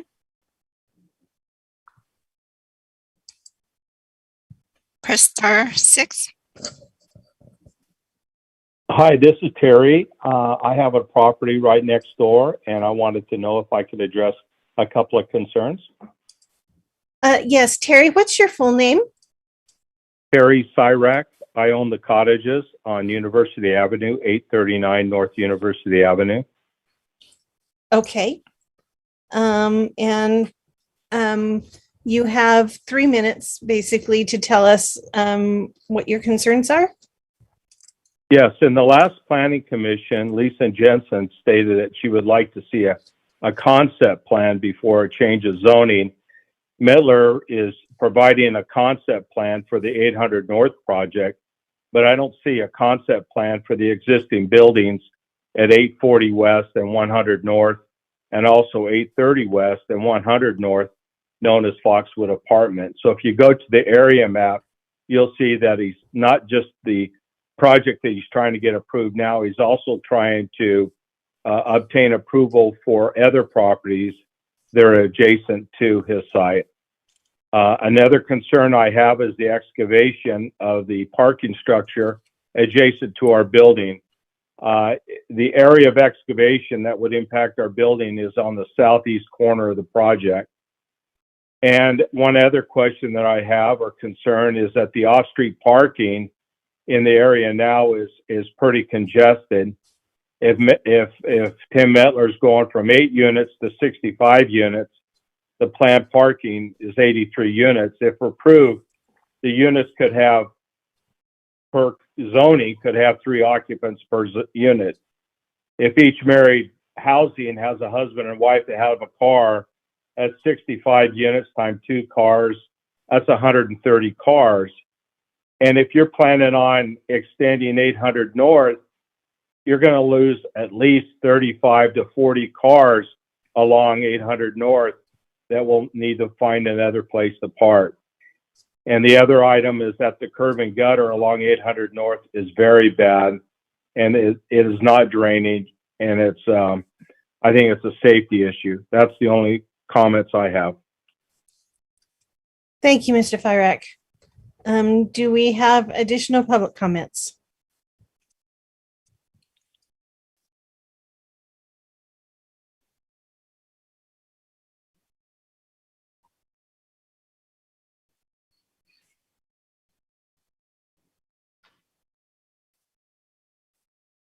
No public comments.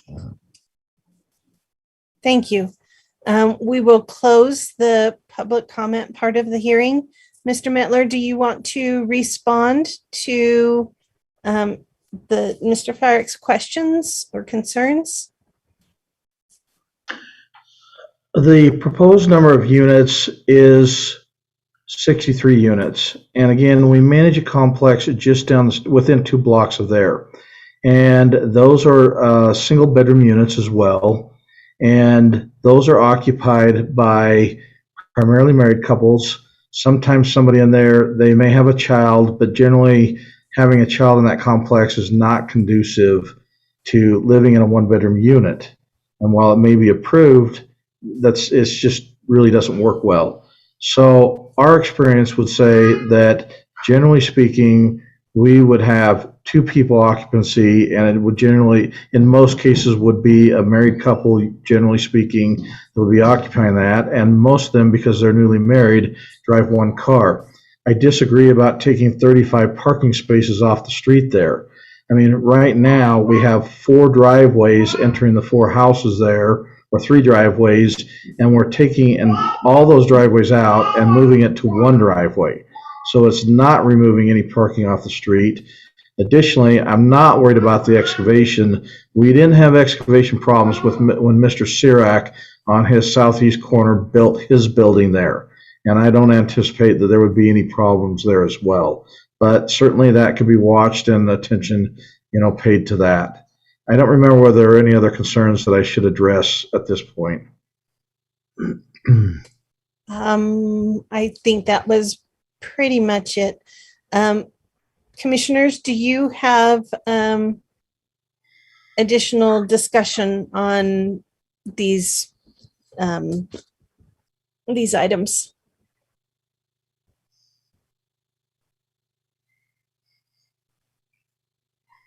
Mr. Anderson.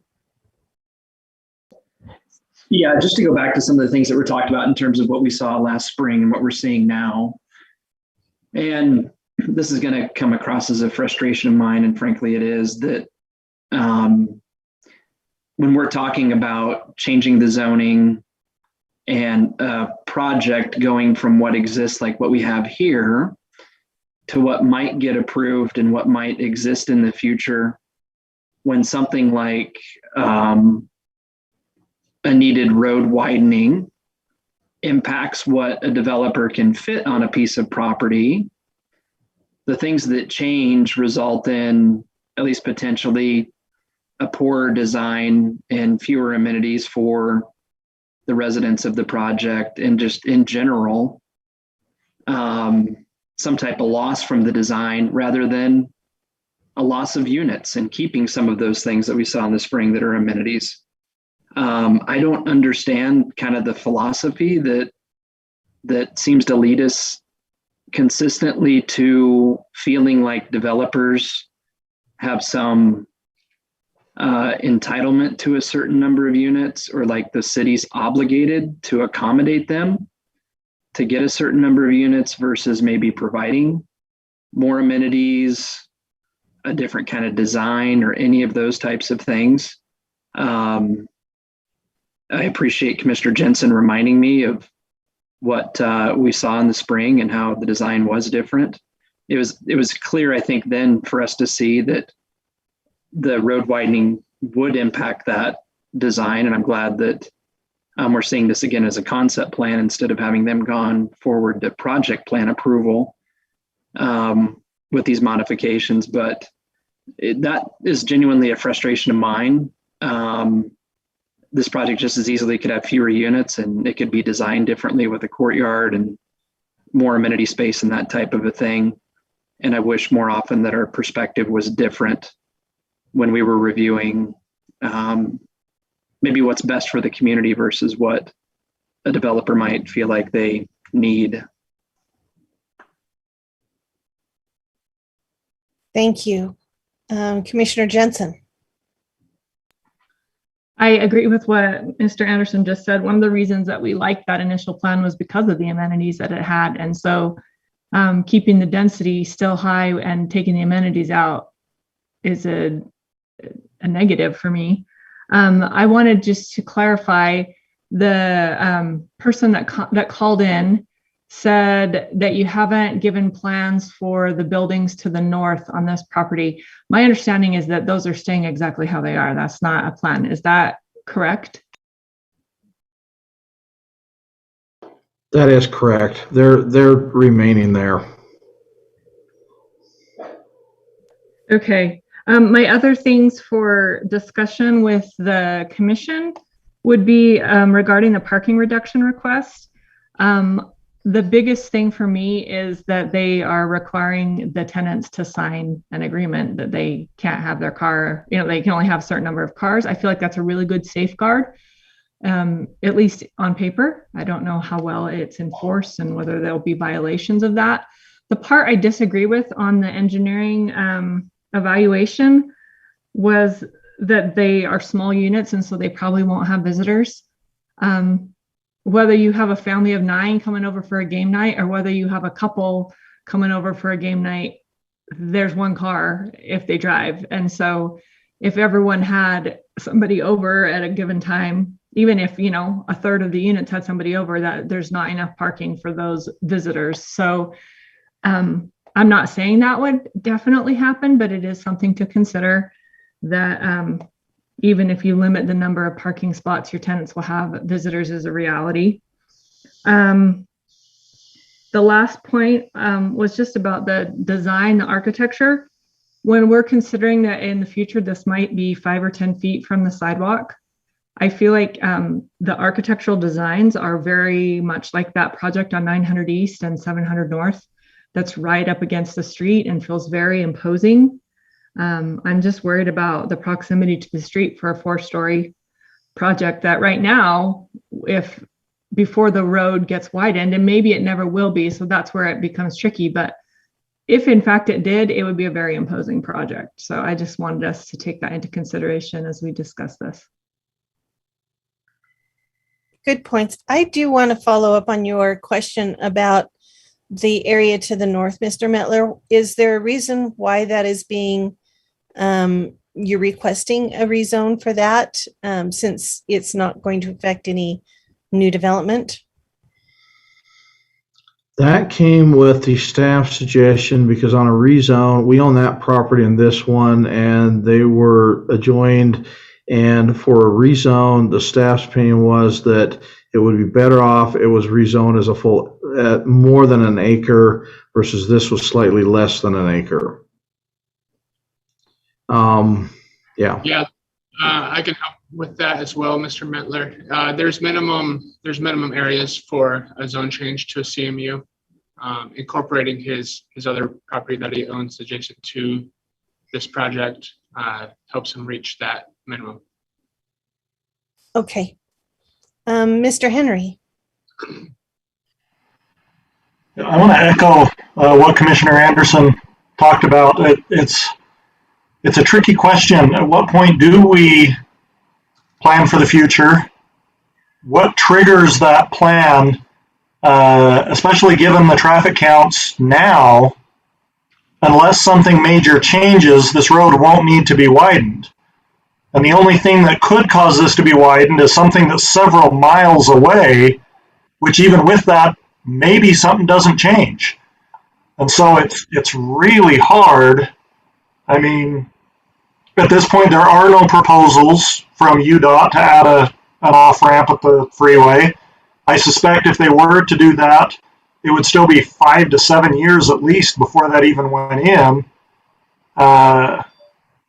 just with all the time and everything else. So I'm just struggling to say at what point do we, I mean, just to say BYU doesn't add another 10,000 students. Do we plan for that? I mean, at what point do we accept this planning for the future when there are no active announced plans to make a major change? I'm because I did prefer the previous project. It was a much better project.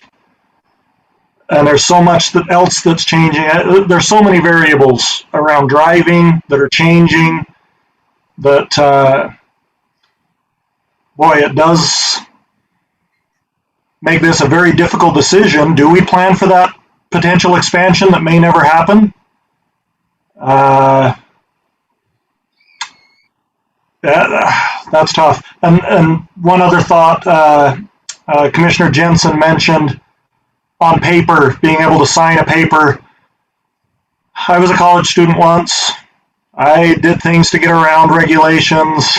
To say we only have one car and we're going to park one down the street is very plausible. So, again, parking is a tricky one. It is a campus project, though, with young people who, of any demographic, they're going to have the fewest cars. At least in theory, they'll have the fewest cars.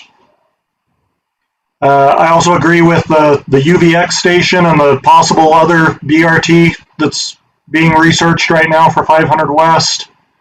That's hopefully going to take more cars off the road. So there's so many variables that seem to be working against more traffic happening.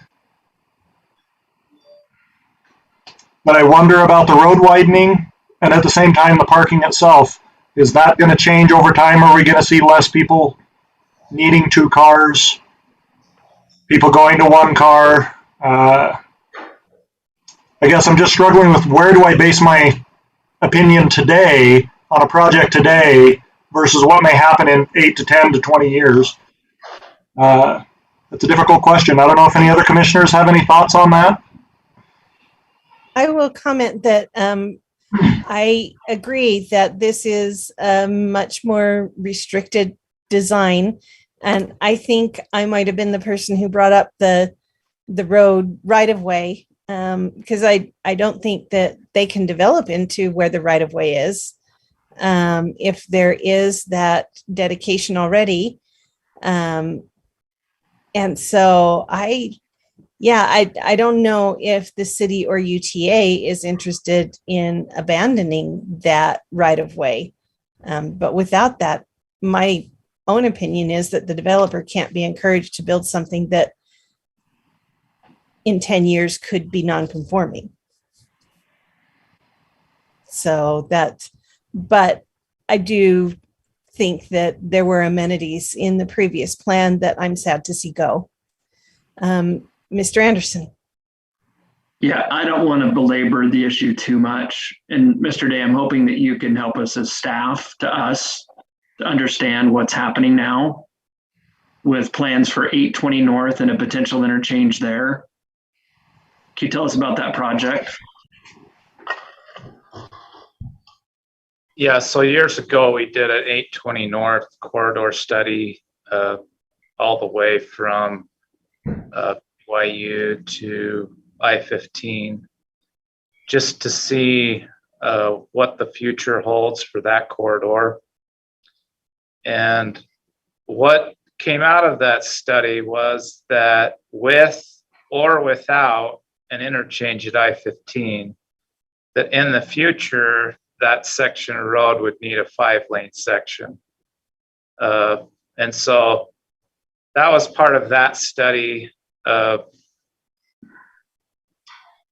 And there's been a lot of debate on that, but that's the impetus for us trying to, be conservative and not have buildings built out where a road could possibly be built. So currently, right now, that's not needed, but if UDOT comes back with their interchange study, most likely this winter on the I-15 corridor, depending where they propose interchanges, that affects all these roads that have interchanges on them. So it would probably be premature to say, we don't need to worry about 800 North,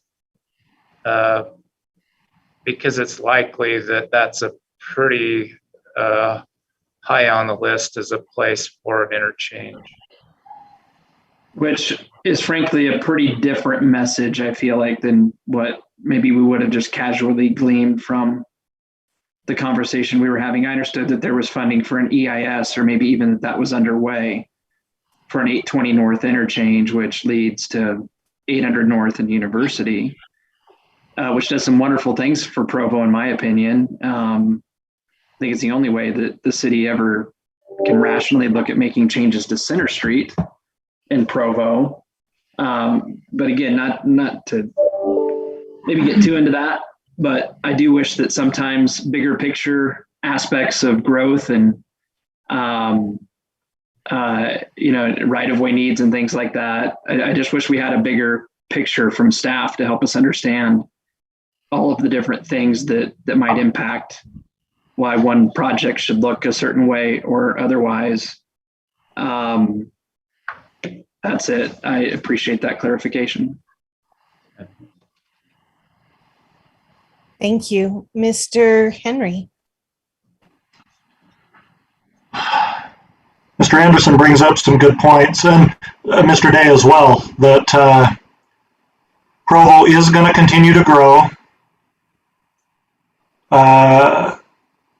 As I think about that 8th North corridor, I guess we have to think about it not just as a road widening. It's going to transform everything beside the road as well, to widen that road. A good connection to BYU would frankly be wonderful with that interchange, but it is going to transform the entire road. I mean, everything's going to change with that type of, my brain can't really wrap around how much things are going to change. And I guess the question is, are we okay with that change? I say this with my brother living on 800 North, and his home being very affected by it. I guess in a way my opinion has changed a little bit, that if any east-west connection is going to widen, in the 30 seconds I've had to think about it, 800 North is probably the best we could do. And so, even though it hampers this building, does preserving that right-of-way to allow that expansion? I guess another question for staff. If that road were to widen, which would allow more density and more increase of infill, what's the next weak link in the system? Are we going to run into sewer issues that are going to limit growth? Are we going to run into water lines? Is there other things that would limit growth, that would limit the need to widen the road?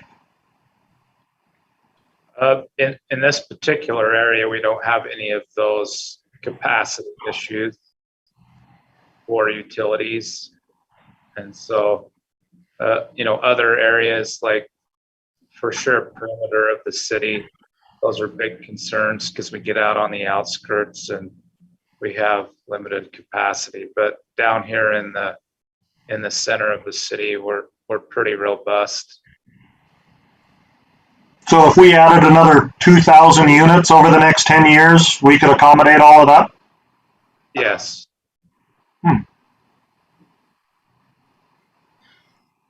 Okay, that's all I have. Not on this block. But the general vicinity. Oh, clearly, yes. Yes.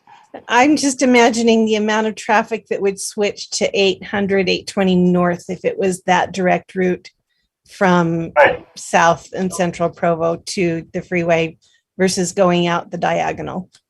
I think that would be huge. Commissioner Jensen.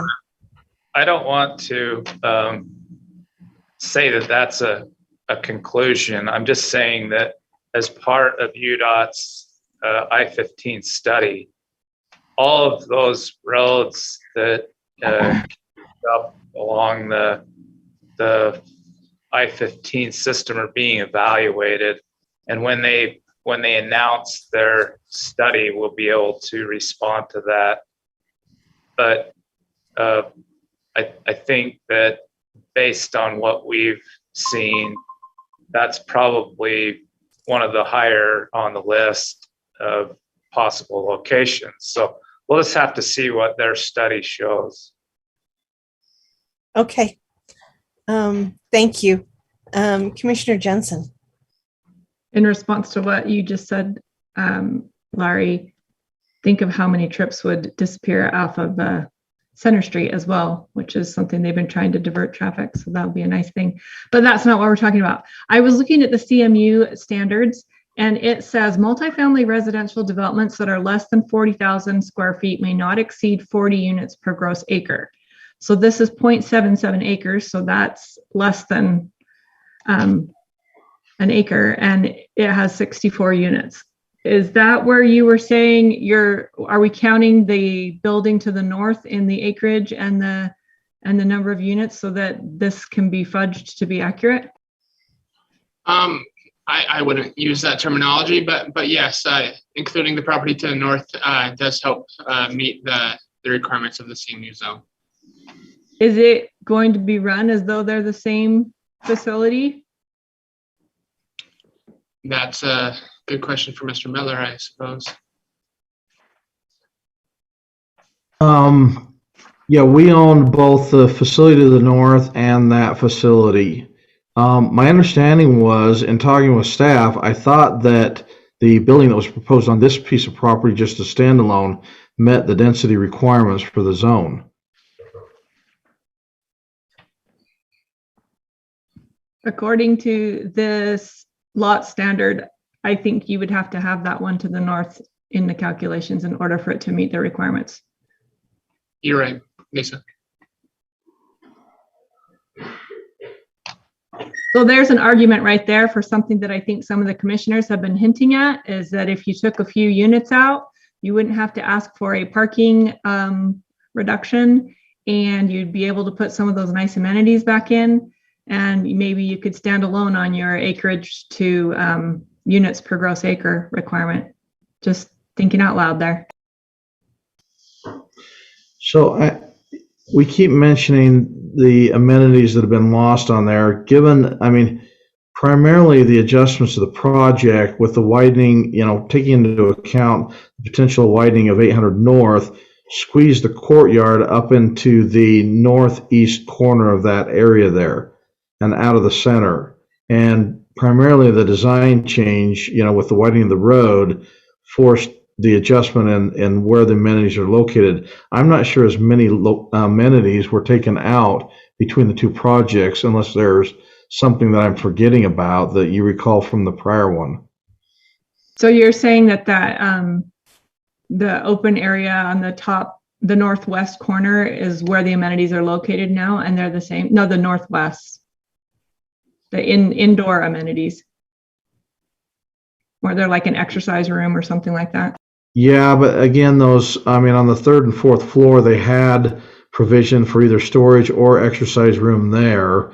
But the open courtyard was moved to the northeast corner because of the design change to accommodate the widening of 800 North. Okay, then I misunderstood. I thought I remembered a basketball court or a swimming pool or something that was in that area between the two. Yeah, there wasn't a swimming pool or a spa because we didn't want to have that maintenance situation, but there's plenty of room to put a basketball standard and some things like that in that courtyard area, or pickleball court, something like that. And the specifics of that would be shown at the project plan phase. So right now it's acceptable for it to just be open green space, Mr. Ardmore? Yeah, and just to clarify, yes, the amenities did change, but also they still are above that 10% requirement that the CMU would call for with this number of units. So they changed location, but they still meet the amenity requirement. Okay, that was all. I just wanted to share what I read in the code so that we would understand maybe some tricky areas. Mr. Anderson. Again, thank you. For Mr. Ardmore, maybe Mr. Pepperoni, in terms of what's proposed here with density coming from an adjacent property into this project, what are kind of just the maybe practical parameters that staff follows in terms of when that is appropriate, when it isn't appropriate? I'm not really used to that happening. I'm not used to it happening when it's not, pretty broadly advertised that that's part of, what's being proposed here. I'm inclined to at face value say as proposed, it exceeds the density that the proposed zone allows. Can you help me understand more of where we're at with that?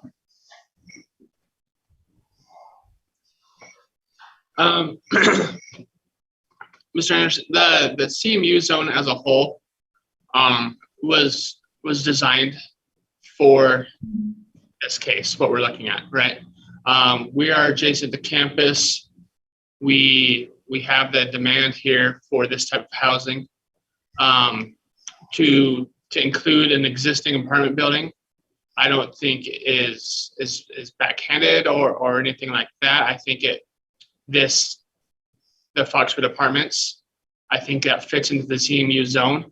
If we were to go through and dissolve the RC zone in this area like we have in other areas, I think the CMU zone would be appropriate for that zone change. So I think it really is just making a situation where the RC zone doesn't fit, the CMU does for an existing apartment complex, and to wrap that into a new apartment complex where all these parcels are owned by the same owner, I think it just makes sense. Just to add to that, the staff kind of saw this the same way the neighborhood chair did, that this is an area where increased density makes sense, and to knock it down is that really the best thing to do.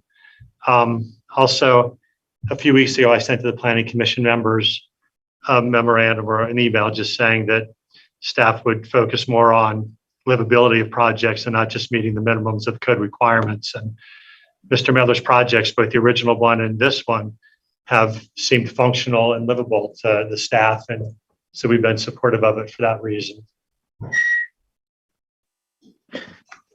Yeah, I appreciate that explanation. I tend to disagree, I guess. This sure seems like we're looking at a 0.77 acre project. That's how it's represented on the staff report, not something bigger. So just at face value, I think as proposed, it exceeds the intent of the zoning limit in the campus mixed use zone. If there was another zone that staff would prefer to have proposed here that allows for greater density, then I think that I'm sure there's something there that would qualify. But the approach of saying that, two projects that, by the way, the owner even described, they're not necessarily going to be connected in any way. One will be contemporary, the other one is not. We're really just moving density from one site to another, which generally speaking, I don't think is all that customary. I don't think it's the best approach.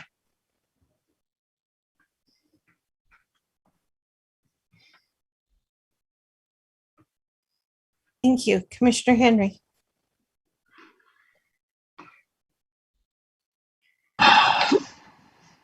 This is just a suggestion of the applicant. It was something I saw on another project that's going on in American Fork right now.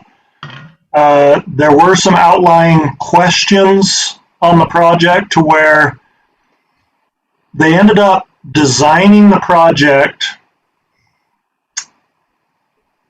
in a way that would allow future expansion. I guess what I'm getting at, Mr. Metler, would you be open to working with the architect to create a project that would plan for 8th North not being widened, but only build half of it? That way we can see what's going to happen with the interchange, because if the interchange doesn't go at 800 North, it'll be 20, 30 years before I think 8th North will need to be widened. Would you be open to kind of a phased build? Well, excuse me, sorry for the coughing there.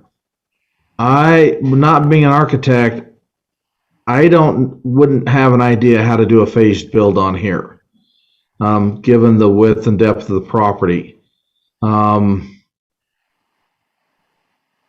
guess as I was thinking about your previous proposal, it was kind of a donut-shaped building, to build kind of a U-shaped building to start, with the possibility of building the front on once we know better what's going to happen with 8th North and all those others. I know it's a long shot, but yeah, I don't know. I'd have to talk with Harris Architecture on that. If I just had to take a stab in the dark, my guess is probably not economically feasible to build half the building and then with the plan to add the other half on as soon as, it's determined what's going to happen with 800 North. I know the 800 North has been discussed the widening has been discussed for a long time, and it just seems to, the questions about whether it's going to be widened or not just seem to continue on and on and on. Right. So I just not sure, even in 20 or 30 years. I mean, I look down that street there, and the amount of buildings just even between University and 500 West, I mean, once you get to the hospital expansion, not a problem. But if you go just between 800 or University Avenue and 2nd West, there's a lot of commercial and other buildings there that are going to, be taken out. And I just wonder whether that's economically feasible for the city to do that. I guess, it probably is, but I mean, it's going to be a difficult project to widen that street out. Yes, I fully agree with that. Which makes sense why they're trying to plan for it now. I mean, I did like the design of the last one with the courtyard in the center, but with the widening of the street, basically the architect took the courtyard out, pushed it up to the northeast corner there, and the units are then back to back on there.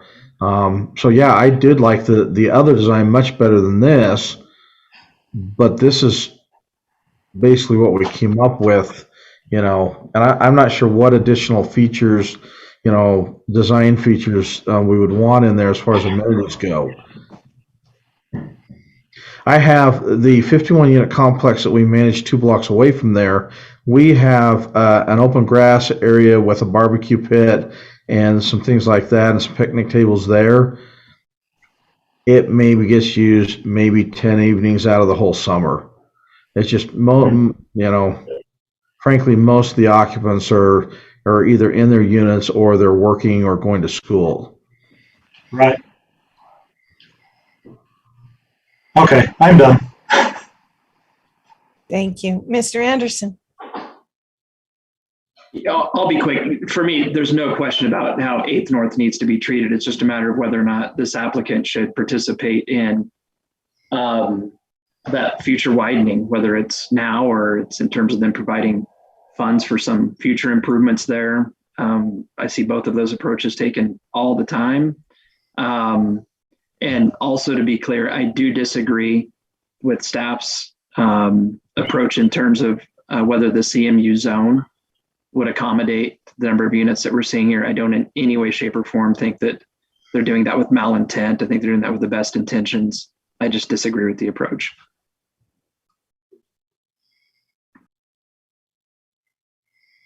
Commissioner Jensen. I just want to state that that's my only hangup as well. The Foxwood Apartments is not the same parcel, nor would they share the name in the units, and it could be sold off easily. And then we have an overly dense project next to it.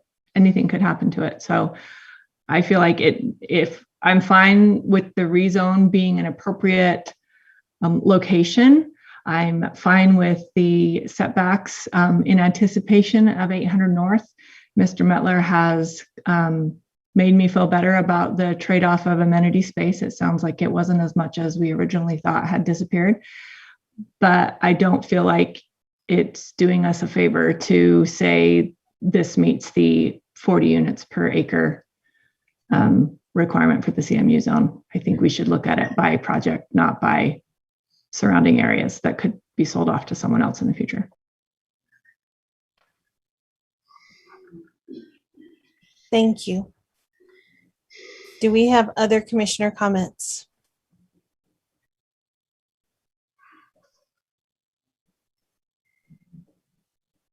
All right, I think we may be at the point where we could entertain a motion.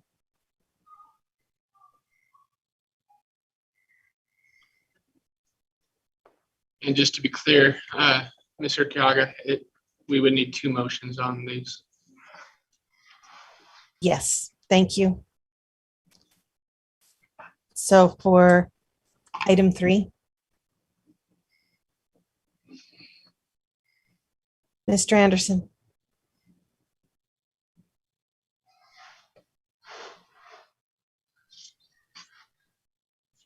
Relative to motion, I think I'm ready. Madam Chair, is that okay? Please go forward. So for item number 2, for the zone change, I move that we continue the proposed zone change to give staff an opportunity to look at perhaps a different zoning approach for the proposed project.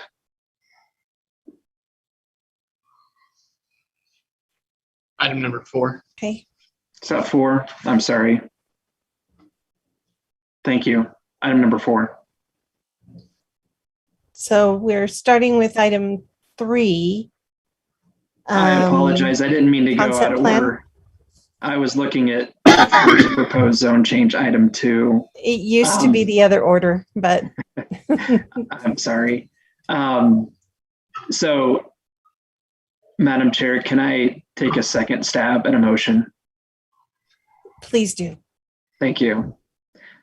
I'm going to go ahead and move that we continue both items 3 and 4 to provide an opportunity to modify the proposed zone change for the Planning Commission to consider. Okay, we have a motion. Do we have a second or a comment? I could second that. Both of them. Okay, so we have actually 2 motions to continue item 3 for the concept plan approval, and also to continue item 4 for the zone change. Do we have any discussion on those motions? Do we want to maybe define precisely what we're waiting for before it comes back to us again?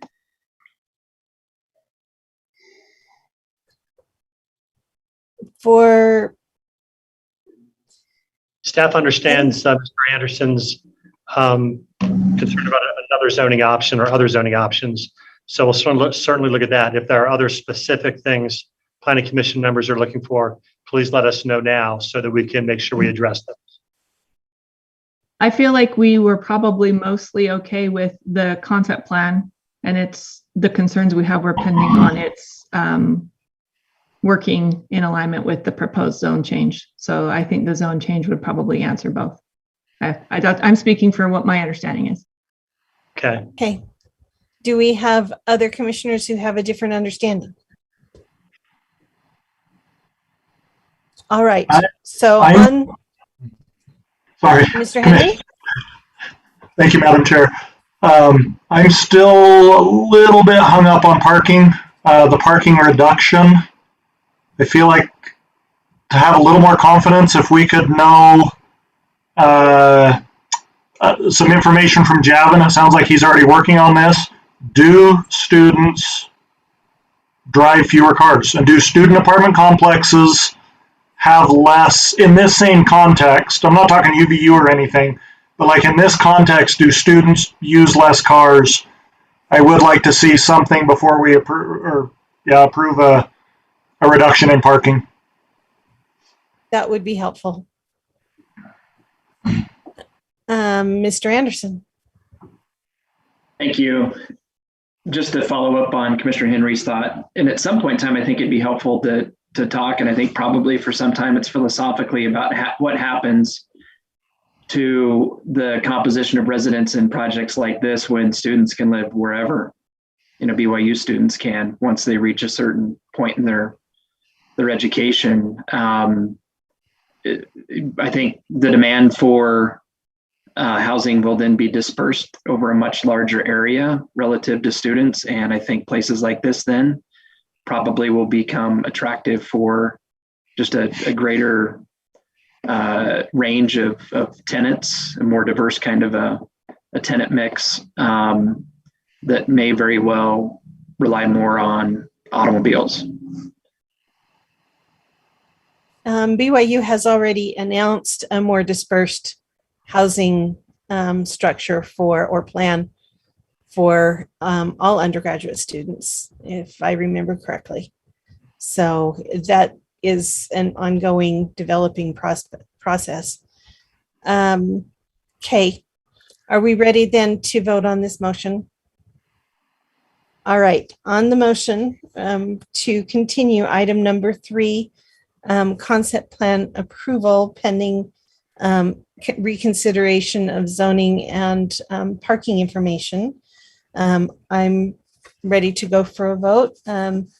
Commissioner Jones? Aye. Commissioner Henry? Aye. Commissioner Anderson? Aye. Commissioner Jensen? Aye. Commissioner Knudsen? Aye. That was aye. Aye. Okay, you're kind of faint sometimes.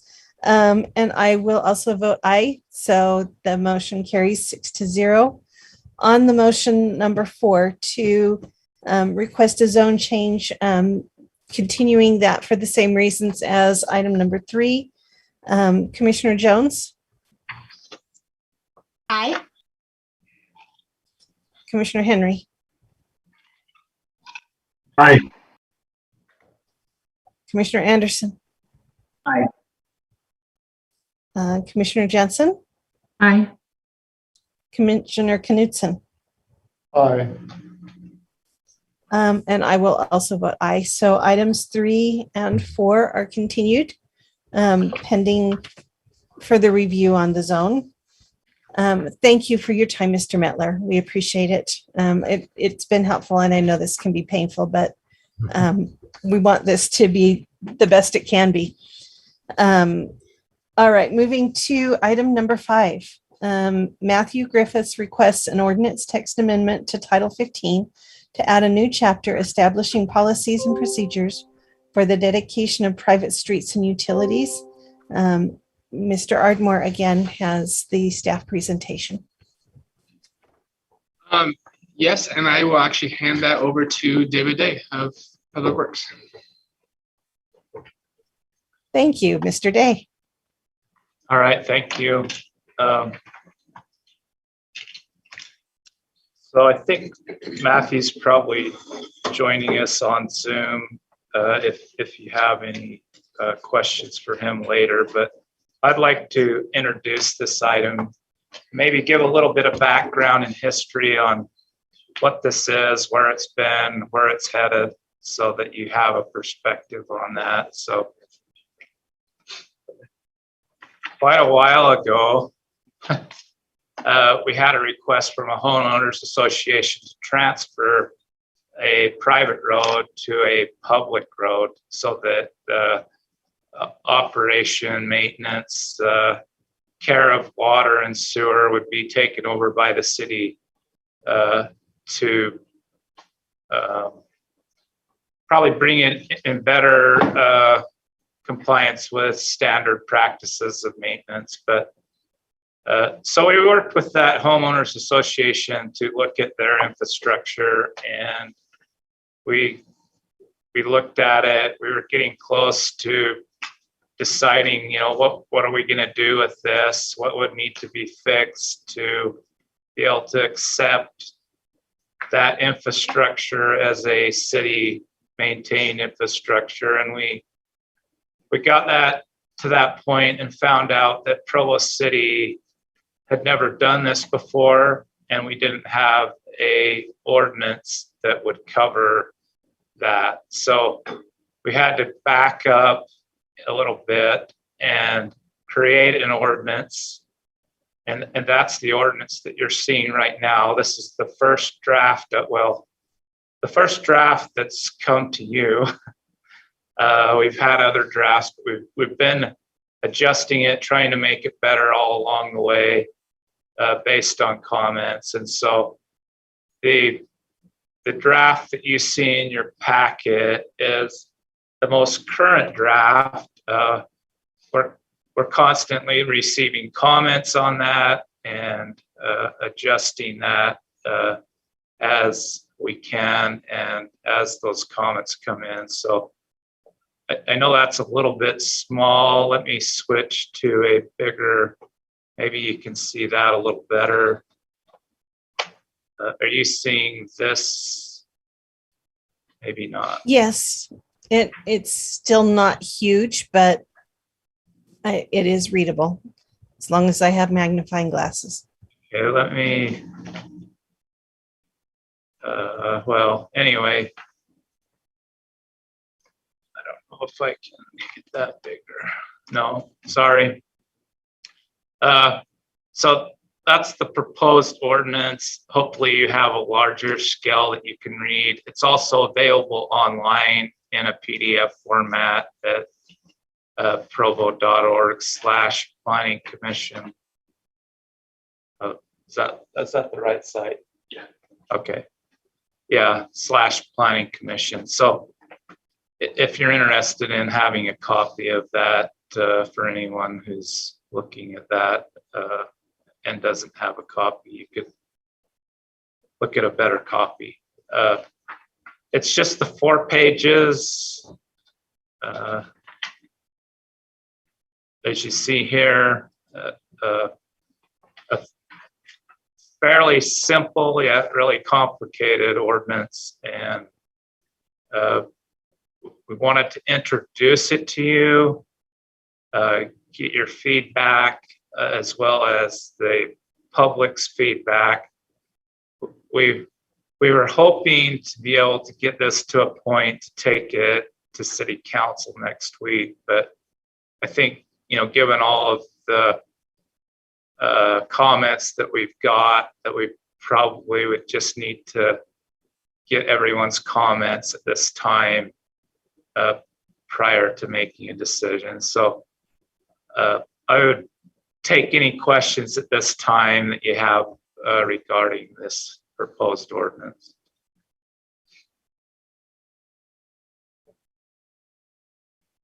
I would like to clarify, are you requesting that we target a continuance as the result of our discussion? I think that that's probably the most appropriate action. You can decide what you'd like, but it seems with all of the input that we've had that we probably need to revise this and get it more into a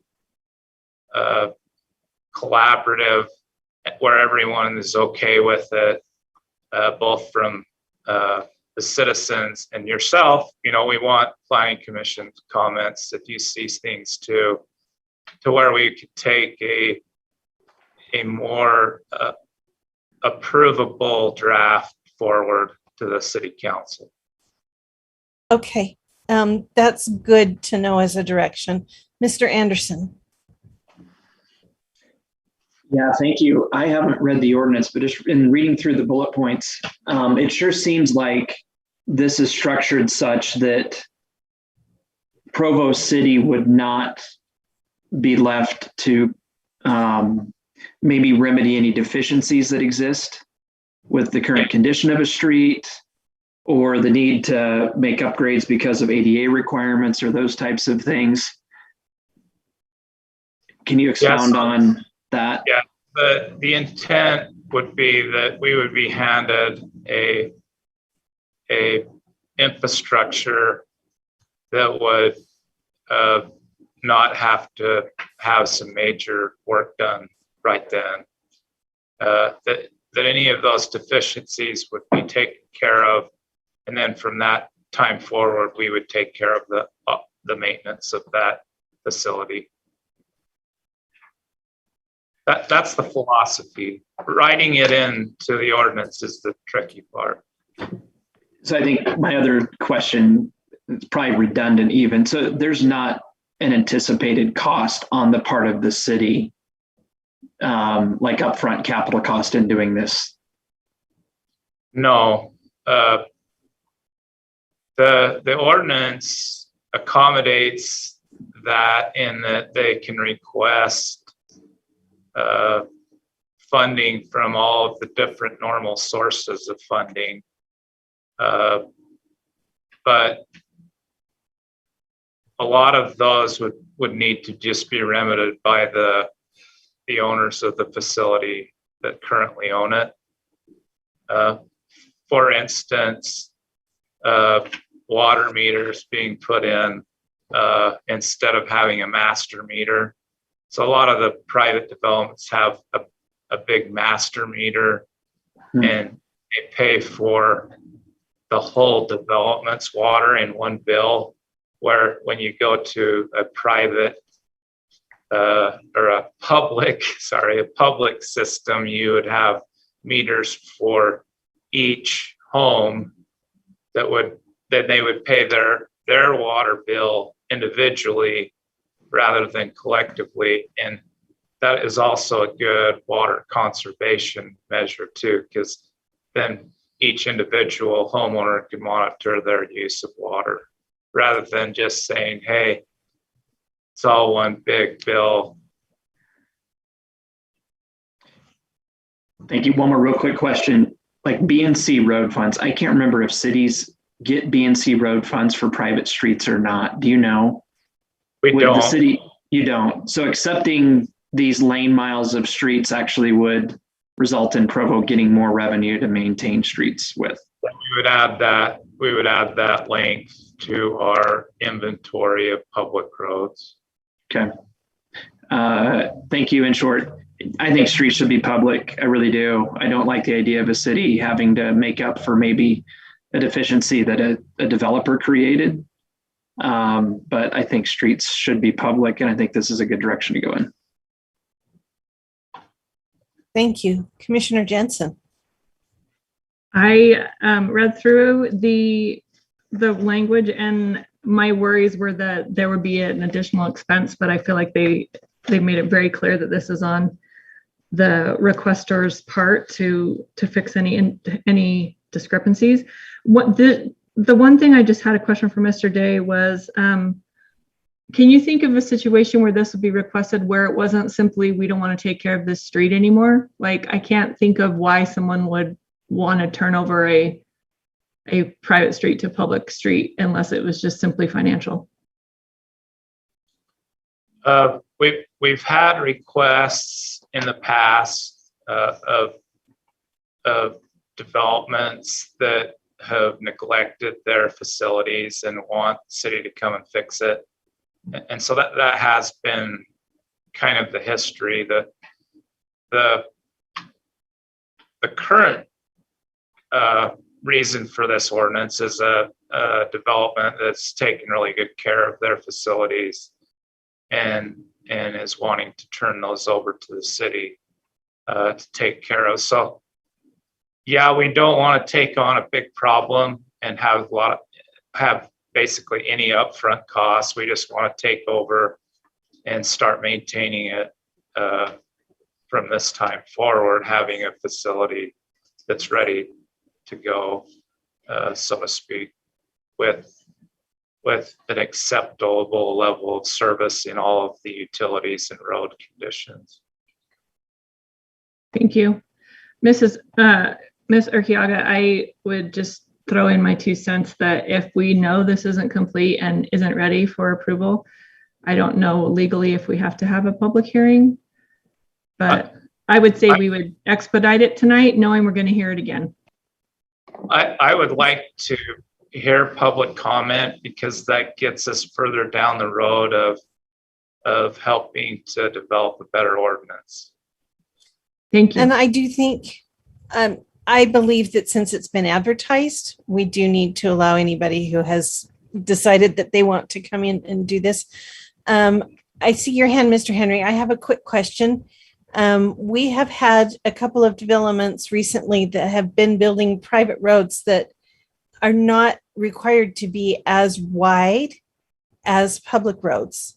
And I'm wondering what happens in those circumstances. Does the city then, do they have to conform to like the city cross section, or is that a way of getting a reduction in road size through the development process? Yeah, so in our current ordinance, public and private roads are the same cross section, same quality of materials and thicknesses. In the past, way back probably 30, 40 years ago, there was a difference, but that difference was recognized that things weren't being built as well, and that has since been remedied. The current width of our narrowest road is 24 feet wide of asphalt width.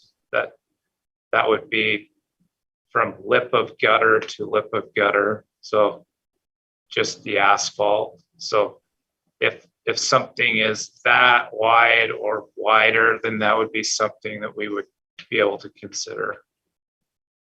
Okay. Mr. Henry. Yeah, I have just 2 comments as I was reading through the ordinance. It discusses correcting deficiencies that the city has reviewed, and the city makes a list and gives to them. I was curious, what would the city do about in-ground utilities and the inspection of those? Would it just be based on time they've been installed, or how would they evaluate things that can't be seen? So we have a number of different tools to evaluate utilities.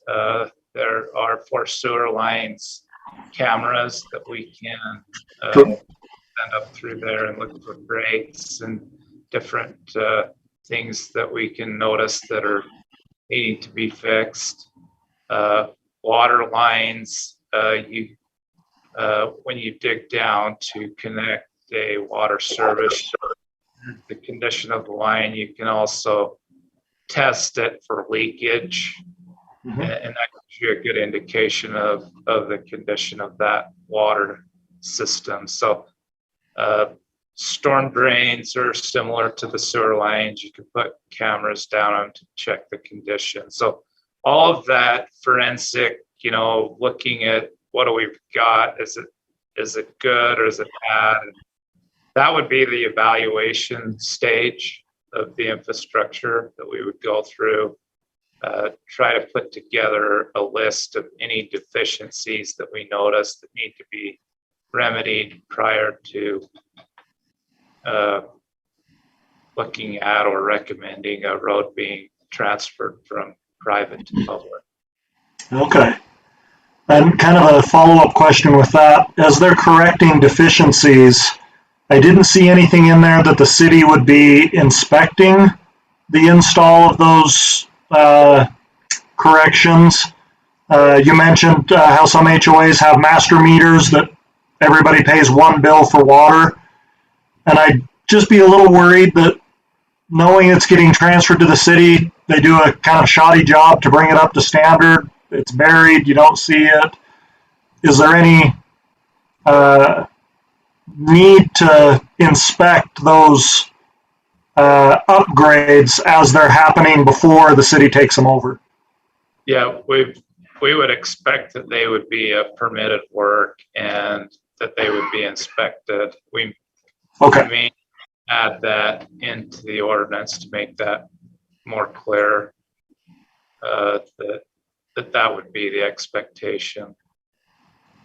Okay, and then the third, well, I guess expectation, should that be written in it? I guess I'll leave that up to you, whether that should be included in the language, because I didn't see anything in there that it just told them they had to bring it up to snuff, but would that be inspected? Maybe that doesn't need to be there because it does need to be permitted work. So, and then my last question, HOAs typically have private parks. I don't know if there's a companion ordinance for dedication of parks, and if an HOA wanted to do such a thing, at the same time they're dedicating right-of-ways, or whether that's been considered. Yeah, we haven't contemplated any of that sort of transfer. We're strictly looking at the road right-of-way area where it would have the utilities and the road itself. Anything outside of that, we haven't considered any of that. Okay, that thought just hit me that as you're making all these upgrades, what water systems are going to need to be changed for parks, and would an HOA maybe consider that? Just since we're putting this ordinance on the books, do we need one also for parks and green space within HOAs? Maybe that's just not a big occurrence, but just a thought I had. That's all I have.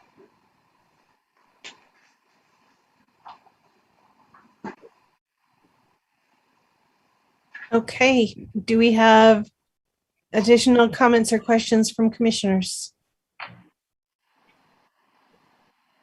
If not, we can open up the public comment portion of these items, or of this item. We have a number of people here in the Development Services Office who would like to speak. So whenever you're ready for them. Are we talking staff or public commenters? Comment. So sorry. David, Okay.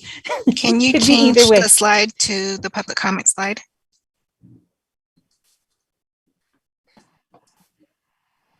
Okay. I don't see any raised hands on the telephone attendees at this point, so I think we can go ahead with the in-person comments. And we just invite those who want to comment to state their name and city or neighborhood of residence. Hi, my name is Amber Goodmanson and I live within Provo City. So just a little background, I am part of the HOA that has asked for this transfer. My husband, Steve, and I and our 4 kids have lived in our current home for 16.5 years, and it's just east of Timpview High School and the Quail Valley HOA. So just a little bit of a background. David gave some, and I worked with him on this for a while, so I appreciate everything he said, but I'll give a little bit more. So I personally got put on the board in 2018, and I have been working on this since May of 2018. And so it's been a while, like he said. We have worked with David and other public city officials on this for 3.5 years, and we're still working on it, but we're hoping that we can make some progress here. So I started with them. We then met with some city council members about 2.5 years into it, so about a year ago now, and met with them moving forward with this. And then we met with the mayor and some other city officials last July. So that's kind of the timeline that we've been following. In each case, I was under the impression that we were following a protocol, and I guess I didn't realize that this had never been done until last spring. So that's when the idea of an ordinance got brought to us. When we met with the mayor and the other city officials, we kind of went over it, but we hadn't received it. So we got it after that meeting in early August, I think, and did some revisions that we gave back to Public Works and back to the legal department. And then they got that back to us last week, actually. And that's the one you're looking at, is that he said it had gone through a few things. So that's the one you guys have now. Our concerns are that there's a few things in there that wouldn't work for our HOA to do the transfer. And you guys did ask, what would be the reason to not want public roads? Ours is a pretty unique situation, and some of the other people will go into that a little more. But one of them is what David Day said. We are on one master meter. And so we all have a shared water within 72 homes. And that includes sprinkler systems and everything. And as much as people, like I feel like I'm pretty water conscious. I grew up in California, and so that's always been something I grew up with. I don't even know because I don't receive an individual water bill. So as much as I can pay attention to issues in my own household, if I'm not seeing a bill for my home month to month, I don't have anything to compare to. And so that's one of the big reasons is water conservation, that we're looking to have this transfer done and in turn put water meters on all of the individual homes. We also have we own our own fire hydrants.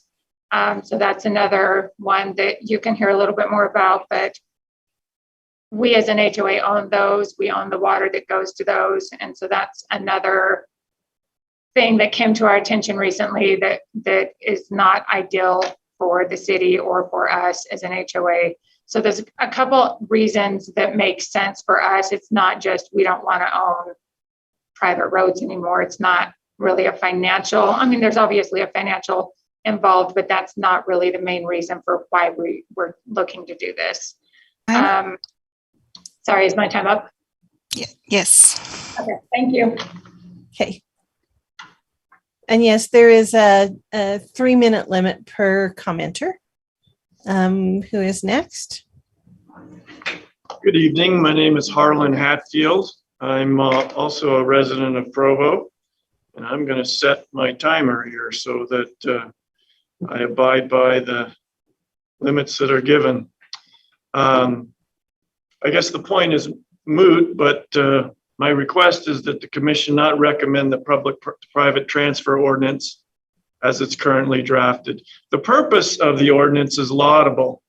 Standardization of the dedication process is certainly needed, and much public good can come from careful consideration of transfers. In the case of Quail Valley, where I live, there's crucial and timely public interests that are at stake, including improvement of water conservation, which has been addressed, and improvement of safety for high-risk fire zones through certified maintenance, testing, and fire hydrant access.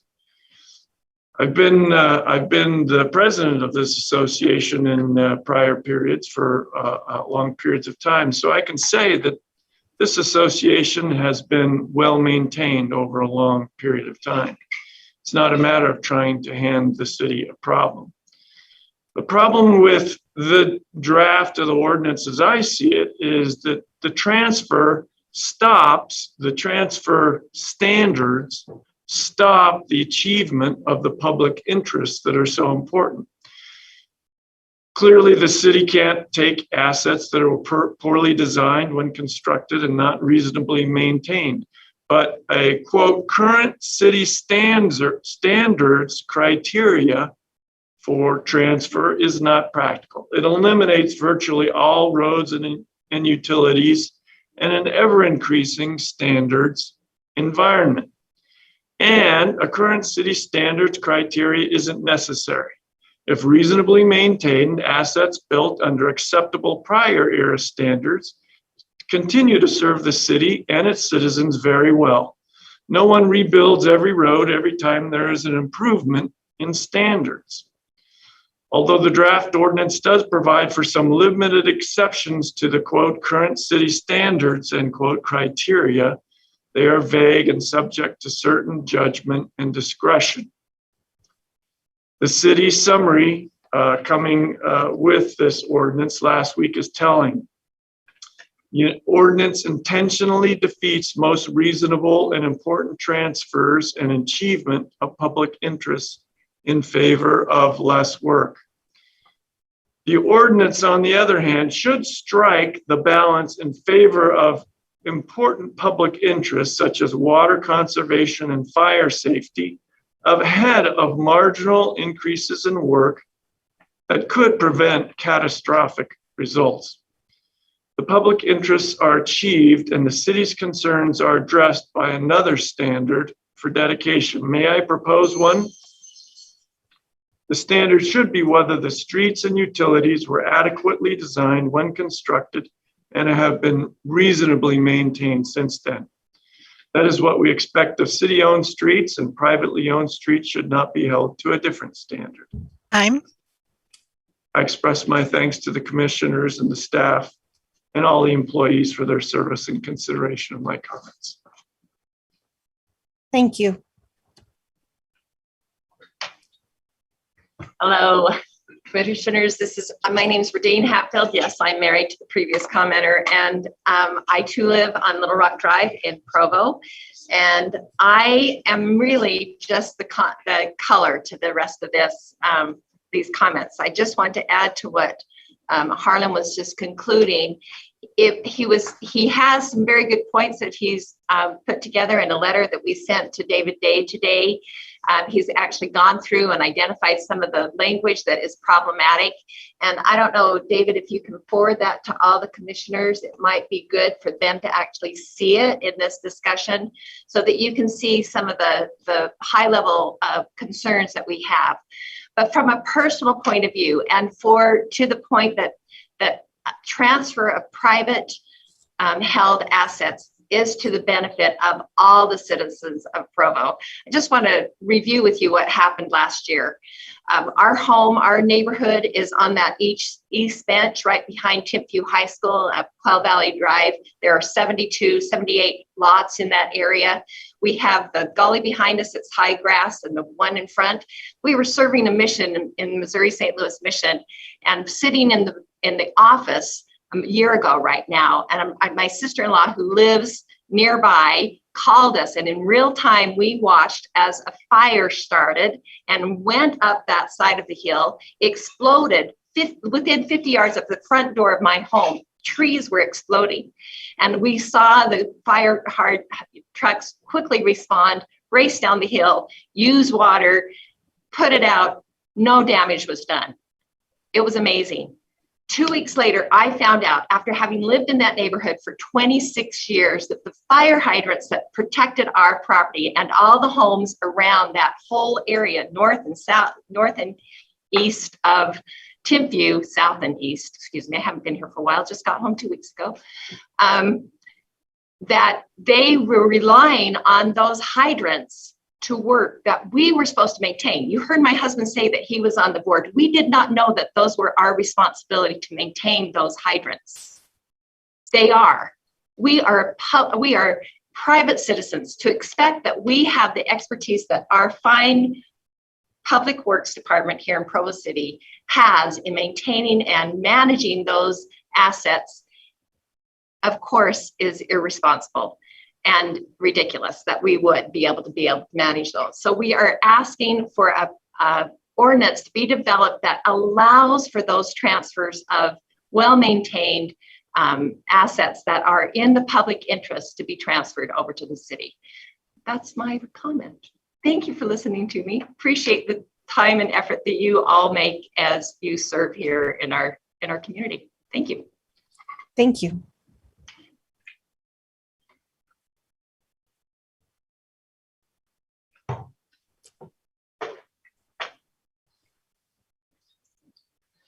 I think that's all that wanted to speak here at the Development Services offices.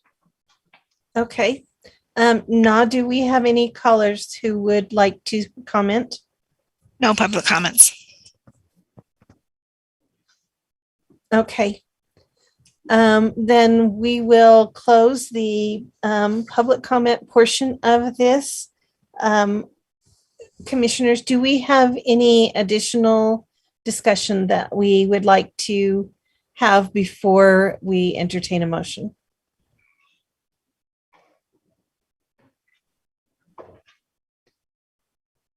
Mr. Anderson. Yeah, I feel like this is redundant maybe once again, but just to reiterate, and I think reinforce things that I heard, and maybe to state my thoughts a little bit differently. Cities accept roads and other pieces of infrastructure as community assets and as a responsibility to maintain, like public ownership of things like streets all the time. That almost always happens when they're brand new and when they've been inspected throughout the construction process, and cities know what they're getting.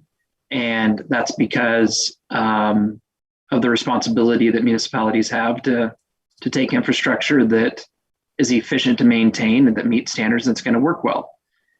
If that's done with the acceptance of facilities that may be somewhat aged, but that have been brought up to current standards in as much as is reasonable. And I think it was you, Commissioner Urquiaga, that suggested that maybe, something doesn't meet a standard because of a road width issue or something like that. For me, that's maybe different than like a depth of asphalt or, sub-base or something that's going to make a road more expensive to maintain over time, or a fire hydrant or anything like that. But if it's not going to put a burden on the city financially in the least to maintain it, I'm all in, but I would not support anything that would have the city take responsibility to bring something up to standard once the city takes ownership of it at that particular point in time. Just my thoughts. Thank you. Other comments?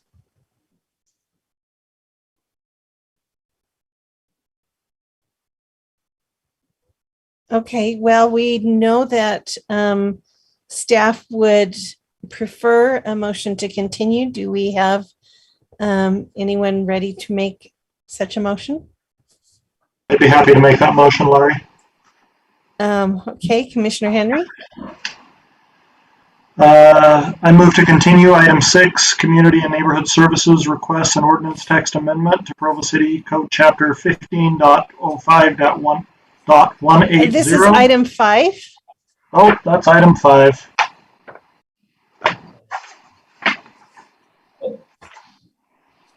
Here it is. The version I have is a little different, so I motion to continue item 5 today as written. As written. Okay, so I'll restate that. Matthew Griffiths requesting an ordinance text amendment to Title 15 to add a new chapter establishing policies and procedures for the dedication of private streets and utilities.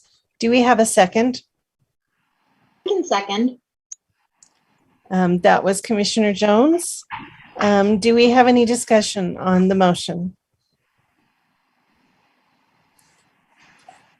Seeing none, I will call roll again. Commissioner Jones? Aye. Commissioner Henry? Aye. Commissioner Anderson? Aye.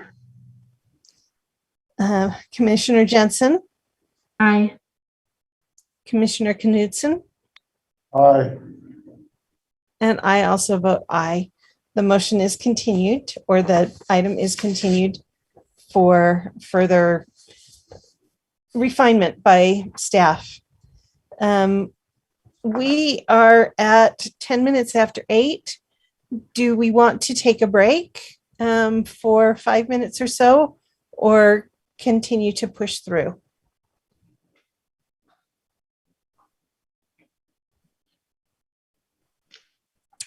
Okay. I'm for five quick minutes. 5 quick minutes. Okay, we will adjourn until 8:15.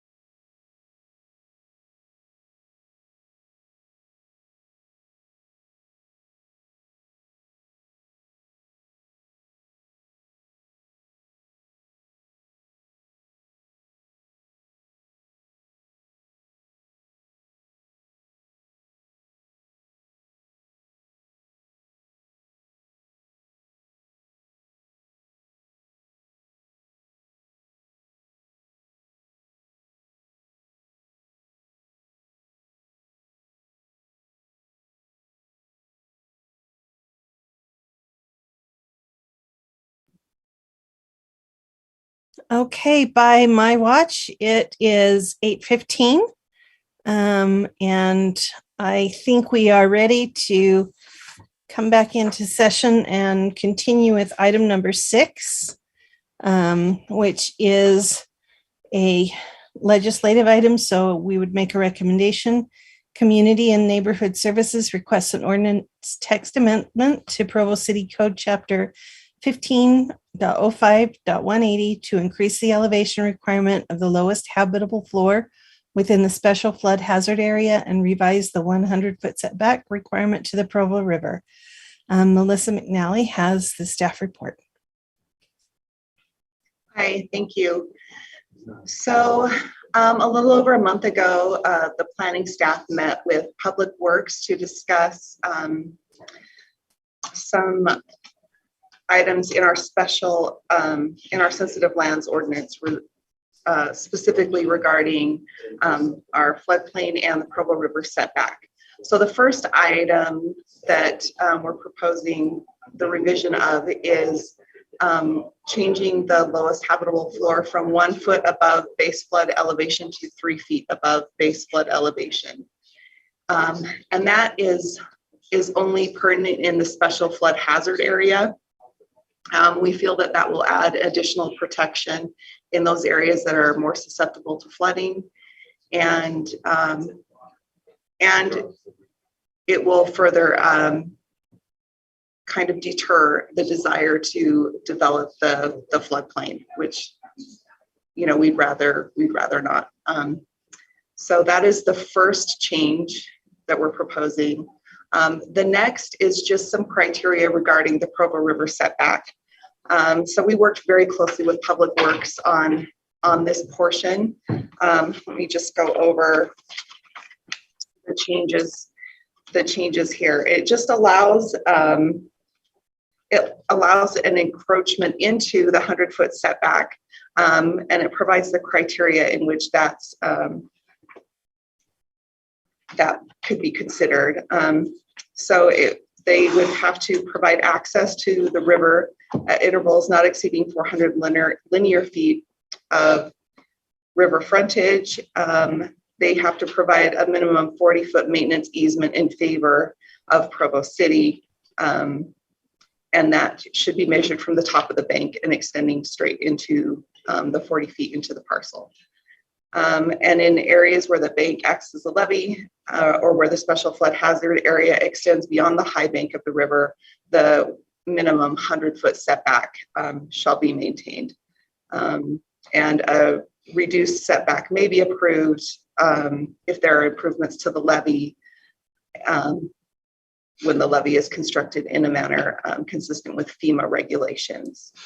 So we felt like that would give a little more leeway to some of those property owners who are not in the flood hazard area that would like to have the benefit of the Provo River amenity, and it still gives our Public Works Department the leeway that they need to access the Provo River when they need to go in and clean, specifically when there's spring runoff and there's debris in the river that needs to be taken care of. So it provides the access that they need also. So do you have any questions for me? Commissioners? No questions for staff? Okay. I don't know that there's a particular neighborhood chair, but do we have any public comments?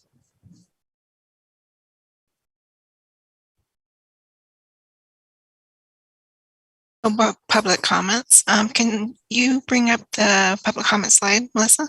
Oh, sorry. Yes, no. Okay, 30 seconds. Okay.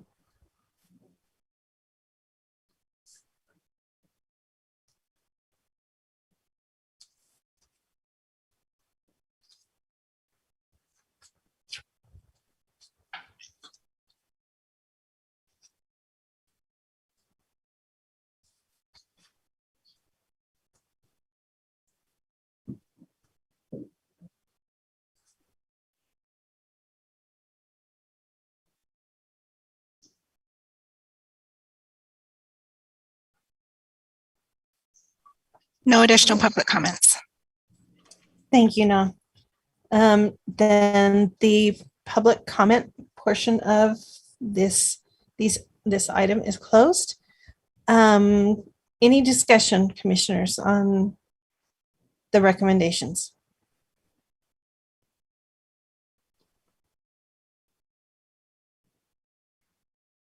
Mr. Anderson. I'm trying hard to resist, just not to drag this out. This is maybe more personal than anything, but the 40-foot maintenance easement, what could be constructed there, what could not be constructed there, and that type of thing? Would there be some type of access that would be guaranteed through there? I guess there'd have to be something like that. Yeah, it would be, could be landscaped, but even landscaping would be very heavily reviewed by the city engineering staff, because their objective is to be able to get trucks through that 40-foot easement. So there would not be much in the way of any kind of hard improvements that would get in the way of that. Gotcha. And 3 feet, I'm really intrigued by that and how the city came up with 3 feet. What did you get, David? Oh, the 3 feet. I'm still on the river.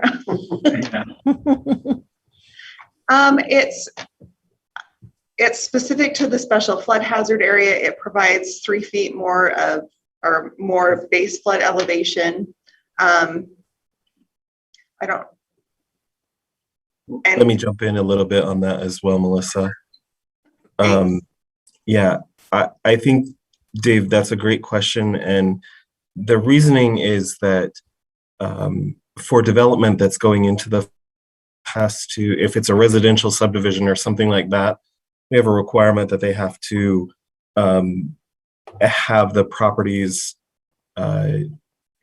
remapped and taken out of the floodplain prior to certificate of occupancy. And so all of those properties already have to meet a 1 foot above base flood elevation. This is just to, kind of discourage people from actually developing within the special flood hazard area without any sort of removing themselves from the floodplain, having a letter of map change that would map them out. The other thing that is a really high priority for us right now is addressing the possibility that additional areas of our city are going to be mapped into a higher risk area of floodplain for flood insurance reasons. Having that freeboard or additional elevation requirement would actually provide our residents a pretty significant discount on any flood insurance that would be required. We could improve our community rating system rating pretty substantially, and that would be a huge cost savings to any potential residents that would be in that area in the future. So it's kind of a preventative measure on 2 sides, discouraging people from developing in the floodplain and providing an insurance buffer if that was ever necessary. I appreciate that. I wondered if the flood insurance side of it played much into that 3 foot. I thought 2 feet was really stringent, but I really appreciate it. And I think that's it. Thanks. Thank you. That was helpful, Robert. Thank you. Other questions or comments from commissioners, or a motion would be welcome.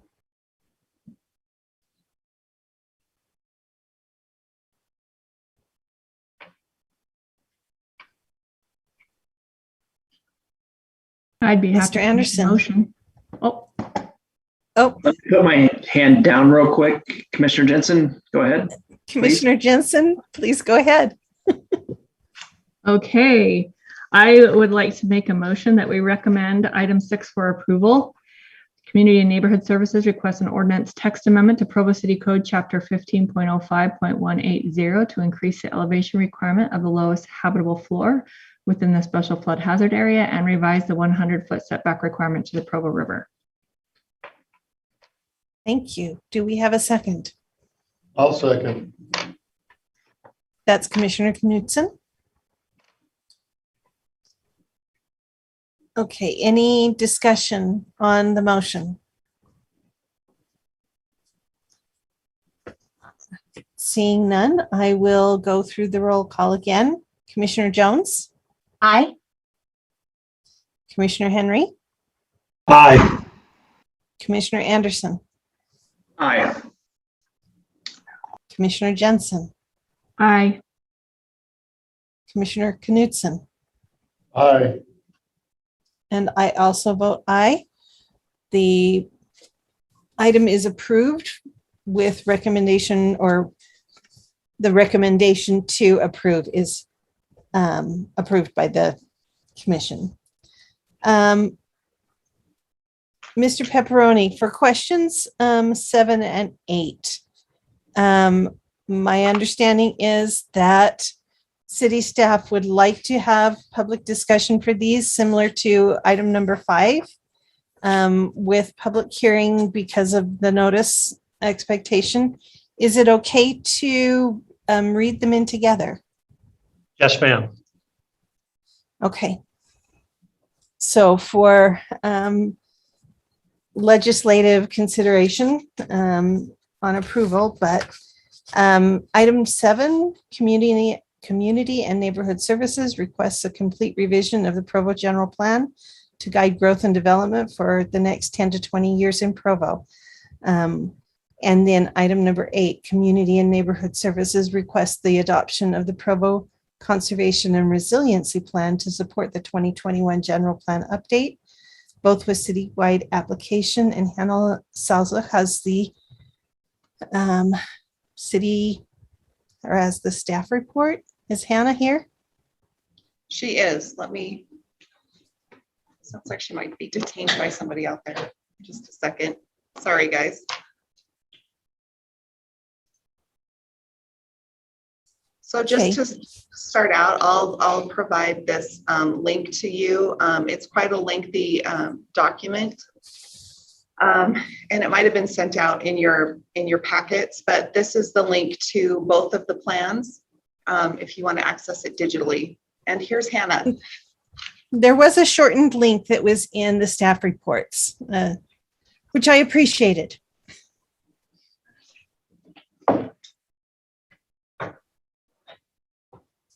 Have both of these items been read in together? Yes, they have. Perfect. Yes. So my goal tonight with this presentation, I'll try to keep it brief, is not to summarize what's in these documents. There's a lot of different levels at which you can engage these documents. You can read it at a very quick surface level and get through the whole thing in 30 minutes and get the broad points of all of it.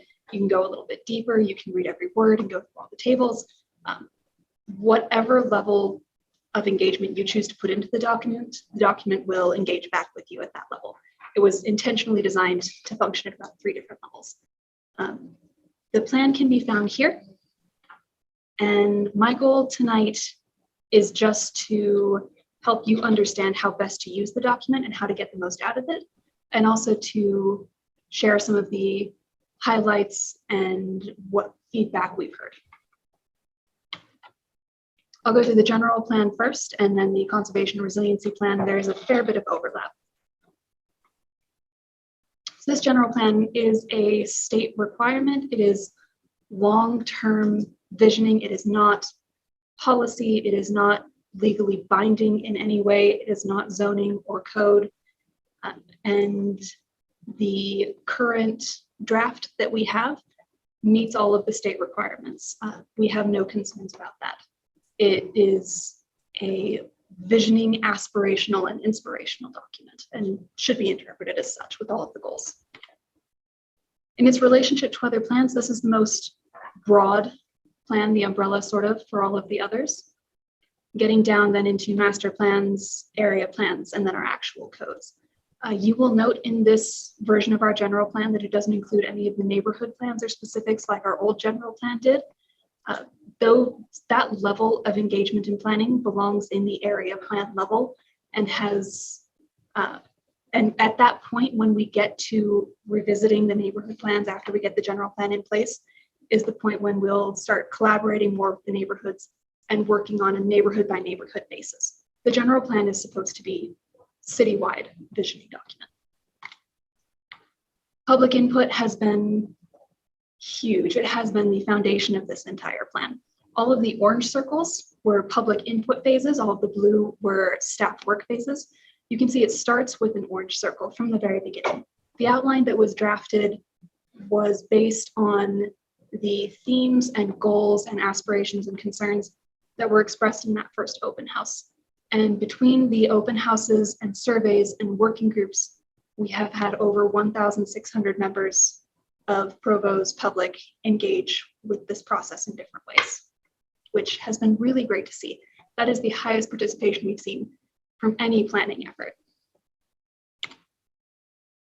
Public input is throughout the plan, just a quick few places where you can highlight it so you can really delve into what exactly the public said. The first page of each chapter will have a section like this one on the right where it shows what exactly the public said that inspired the goals and vision for this chapter.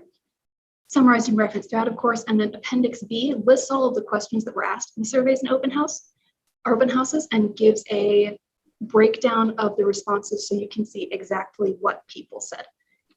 It also has some great analyses, summaries, the takeaways we had from that, and is a really valuable asset if you're trying to understand how this document builds on Provo's vision for Provo from the residents for them. The vision statement was also crafted based on public input. We asked residents in a survey which key themes and words they think belonged in Provo's vision statement. This builds directly on that feedback we've heard from residents. Just a brief overview of the different sections in the general plan. The main bulk of the information is these 6 key themes, which are a welcoming community, stewardship of the outdoors, growing together, livable Provo. That includes housing and economy, connected and safe, which is mobility and transportation, and a city that leads. There are overarching commitments for each of these themes that further drive the goals and elaborate more on what each theme will be discussing in the chapter. At a very surface level of interpretation or of reading this plan, the first page of each of these 6 key themes chapters will have a ton of insight at a really quick glance. It'll have the theme and commitment in the corner, 1 or 2 key elements, 3 goals for each of those key elements, and then again, what we heard that you've seen before with the public input that inspired this. We also had a photo contest with Provo residents for photos to use in this general plan, which was hugely successful. We got so many fantastic photos. So anytime you see a photo credit for one of these photos, it was taken by a Provo resident as part of this competition. And we are so proud of the incredible work that we received. One point to highlight, especially for the Planning Commission, is the future land use map. I don't expect anyone to get anything out of a map this size. It's on pages 36 and 35 in the general plan if you want to view more. We've discussed this plan extensively with the Planning Commission and with Council. It was inspired largely on the design for the Southwest Area Plan. It's not parcel by parcel like our old general plan map or our old future land use map was in our old general plan. It is more area direction. It should not be interpreted as a zoning map or as binding policy, but as a guiding document for future policy. There were some challenges. Most of these were noted by residents in the surveys and open houses, but they reflect what city staff have been working with as we've been addressing Provo's future and the concerns that we have as well. And all these challenges bring opportunities. Population growth is the main one, we're all well aware, and it influences all of the others. One thing that the consultants found in their research that I wanted to highlight was that we often talk about a shortage of affordable housing or different types of housing. In their community survey and research, they found that we have a shortage of all types of housing, and that high costs are part of every range of housing. And they found that the median home price is almost double what the affordable limit would be for a family making the area median income. Even for families making 120% of the AMI, it would still be out of their price range if we're assuming spending no more than 30% on housing. So that's something that we can continue to address to nobody's surprise. There are also some incredible strengths that they noticed. Again, a lot of these are from residents, some are from the consultants as well, as they got to know our community. There is a full strength, weaknesses, opportunities, threats, the SWOT analysis in Appendix B. If you're interested in taking a look at that, it has some really great highlights. One that I wanted to point out from the strengths is the highly educated and skilled population. They found that 95% of residents ages 25 and older have a high school degree, and 45% of those have at least one college degree. The consultants also noted that the residents in Provo are far more engaged in the public process and with their local government than they've seen in other cities that they've worked with.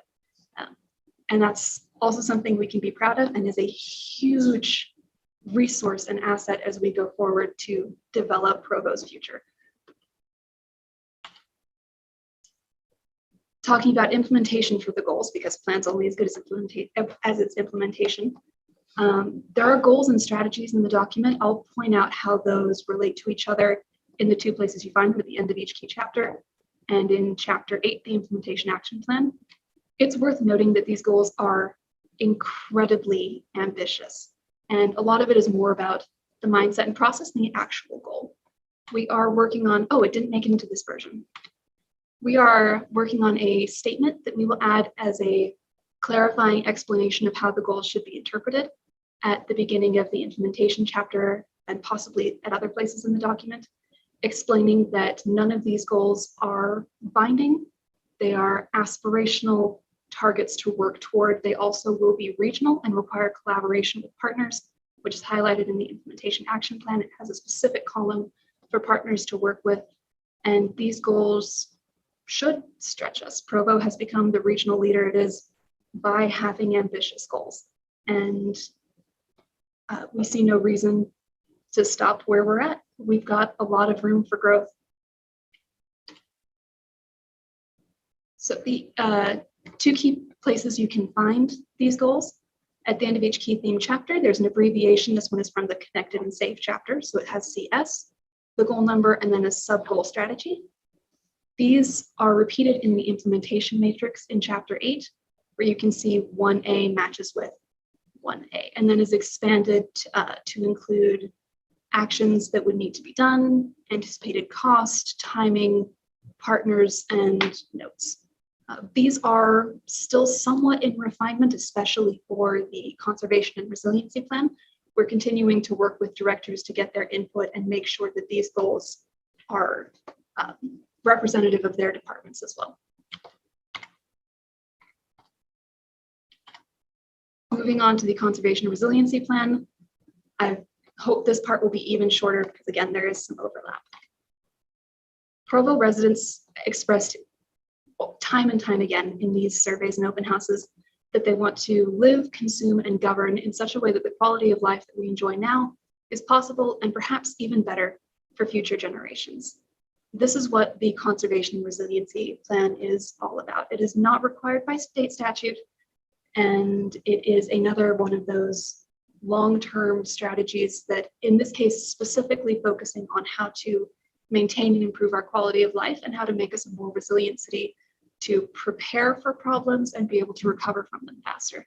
It is a lot more than just a green strategy or conservation of natural resources plan. In its relationship to other plans, it's at the master plan level, below the general plan at the level like a transportation master plan or parks master plan. Under that would be the areas and neighborhood plans. So we would set these goals and visions in this Conservation and Resiliency Plan, and then in the neighborhood plans, work with the neighborhoods on a more individualized basis for how they want to implement it and what makes sense for their neighborhood. This is a citywide document. We made it a separate plan because we realized pretty early on in the process that environmental protection and the preservation of the incredible natural resources that we have here with our mountains and lakes and our open spaces was one of the top priorities for Provo residents. But when we talked about sustainability, you'll see it's the largest word in this word cloud. When we talked about it, people's definitions were pretty vague, and it meant a lot of different things to different people. So we realized we needed a space to be able to explore what sustainability meant for Provo in a more nuanced way. Later, the name was changed from sustainability plan along those lines to conservation and resiliency because it better reflected the really broad scope of this plan. It went through a similar input process as a public input process as the general plan. It broke off around this point in the process, but the questions in the open house and survey in both of those phases greatly impacted this conservation resiliency plan, and it had its own working group of people from across the city, experts and residents. It is organized very similarly to the general plan around 8 elements. Those are carbon footprint, air quality, renewable energy, which sometimes in the document is referred to as low carbon energy, environment, waste, water, mobility, and fire. Each chapter includes baseline measurements where we're at currently, as well as targets to hit in 2030 and 2050, so we can track our metrics along the way.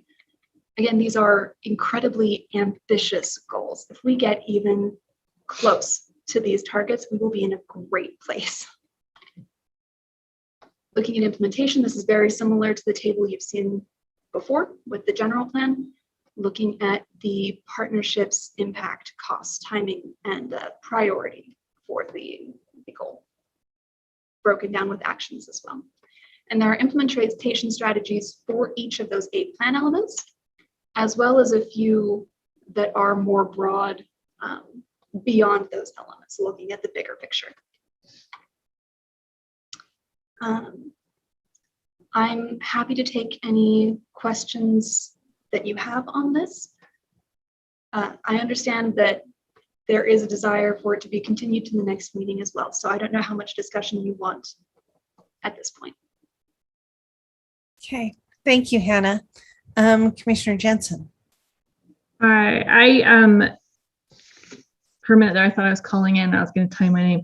I sent an email to both Hannah and Robert with some edits that I found errors, and I know they got those, but just so that they're on public record, I just want to quickly race through those so everybody else knows they've been stated.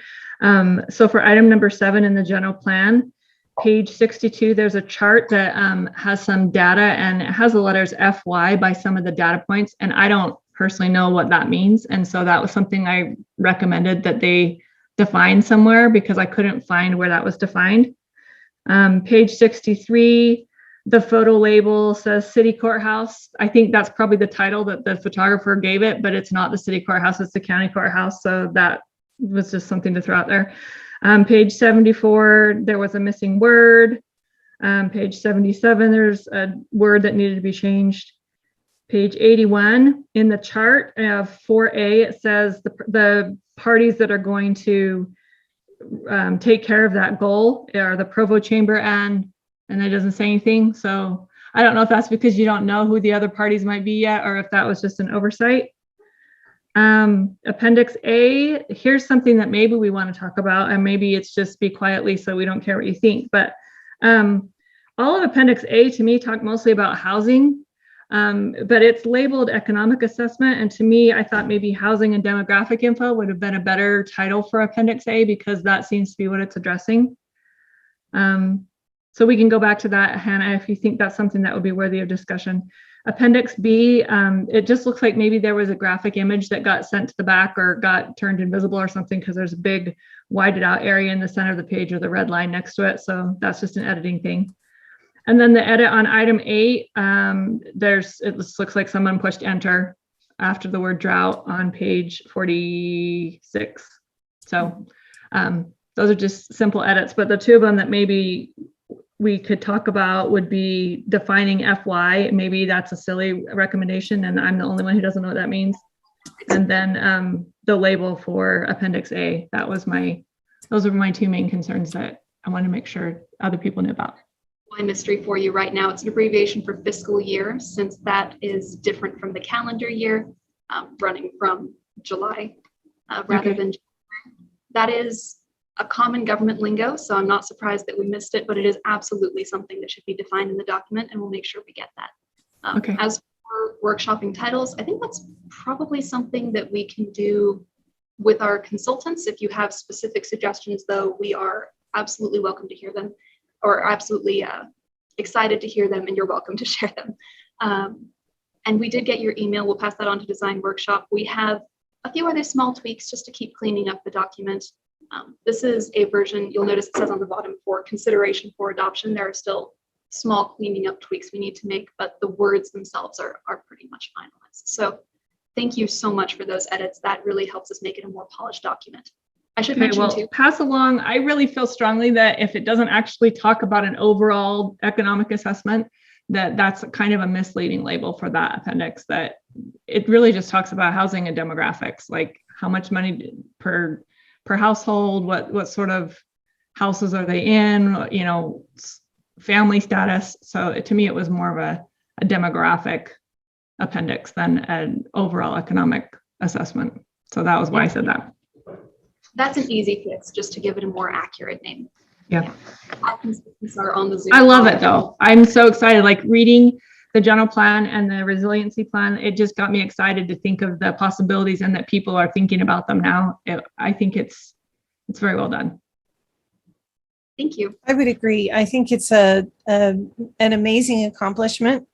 I did not read through it as closely as Commissioner Jensen did.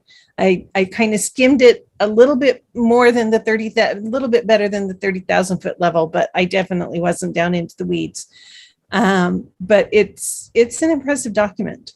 And I do believe that the readability in comparison to some previous documents that I've seen is night and day. So I think that's well done. Other comments from commissioners?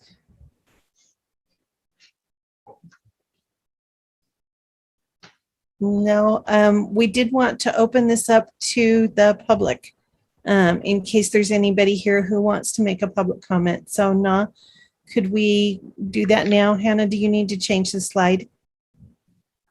Yes, I do. Thank you. No public comments, 30 seconds. Please sit here. We have someone in the room. Do they take this seat? Yeah. Okay, great. Yes. Please state your name and your. My name's Sharon Mehmet, and I live in Provo, and I'm excited to get involved with this. As I read the staff report, just at the beginning, the neighborhood issues paragraph, there is apparently input from open houses and residents, but it sounds like staff would appreciate feedback specifically from neighborhoods, that it might even be an important component of this process. If that means chairs and vice chairs or someone else, that we would love to help with that. And if you'd let us know how we can facilitate that process now that there's a full text that we can actually read and comment on and get down into the weeds, as you mentioned. Thank you. So we were asking that you maybe consider continuing this. Thank you.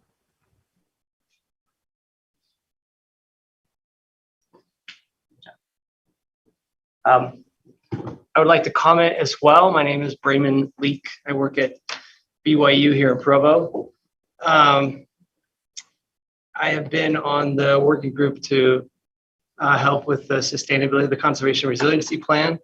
So I'm here in that capacity as well. I just want to thank everyone for the hard work that's gone into that and for allowing me to be a part of that. It's the fact that I've been here in this room with you at 7 in the morning and now 9 at night, I'd say makes us pretty good buddies in the trenches. So just a few comments from me. On behalf of BYU, I'm here to express our support for the Conservation and Resiliency Plan. And the reason for that is that BYU sustainability is both central to our purpose and integral to our faith. And by that, I mean it's connected to the aims of a BYU education, which is to prepare students to improve the moral, social, and ecological environment in which they and their families live. It's also, we believe, connected to the doctrine of the Church of Jesus Christ of Latter-day Saints, which is the founding institution of BYU. We've been instructed by our leaders to care for the earth, be wise stewards over it, and preserve it for future generations, as well as to love and care for one another. In short, we want our students, faculty, staff, and alumni to know how to live sustainably in the short time that they're at BYU, to learn what that means, and so that wherever they go in life, they can remember BYU and they can remember Provo City as the places where they learn to be good stewards of the earth. We believe that at BYU, as we look to become more sustainable, we will also be more resilient, more competitive, more efficient, more affordable, and in many ways more attractive. And we think the same can be said for Provo City. That said, we thank you again for letting us be a part of this, express once again our support for this plan, and look forward to working with many of you and getting to know you better. Thank you very much. Thank you.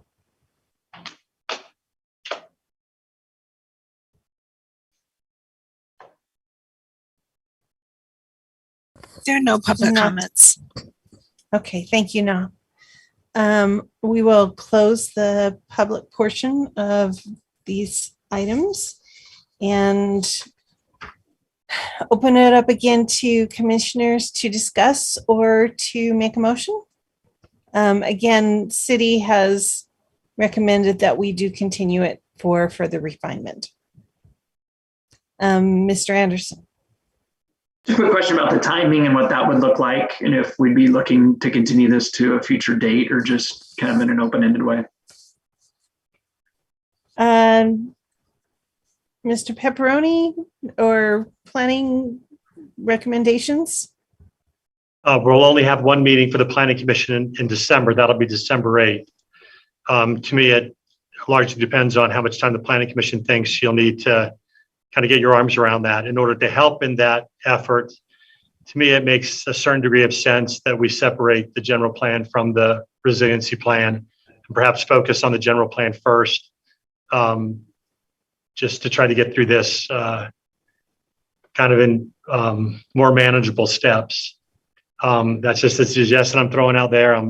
Would love to hear how the Planning Commission feels about that. I just am feeling a little bit sheepish for throwing so much at the Planning Commission all at once. They were big documents, but Mr. Henry. I just want to say I think I'm part of the working group working on this. It's a brilliant plan. It's been interesting to watch the different discussions that have occurred and how very difficult concepts have been treated with dedication to finding the solutions. And I just want to praise the team that's been working on this. Design Workshop has done a fantastic job of listening, asking deeper questions, and just doing a wonderful job to get us a document that we can actually use and that will help guide us. So I just wanted to put that plug in that it has been a wonderful process to get this document to where it is. Thank you. I appreciate everybody who has been involved in working on this. I would just like to throw out the idea that maybe we bring the general plan back in December, and that would push the conservation and resiliency plan to probably January if we only have one meeting in December. If that is acceptable. And staff, let me know if that's, or Design Workshop, if you're looking horrified or if it's pushing things too far out, let us know. Commissioner Jensen. just wondered, this is for Mr. Mills or Mr. Pepperoni. Are you hoping to get more public impact or input in an organized way, like the neighborhood chairs taking it out, like was just suggested? Or are you hoping to get more from the open city hall? Like, what is it that we're hoping for if we wait till December? Because, I've read through the whole thing and I can tell you where all the punctuation marks are wrong. So I'm ready to say, let's go.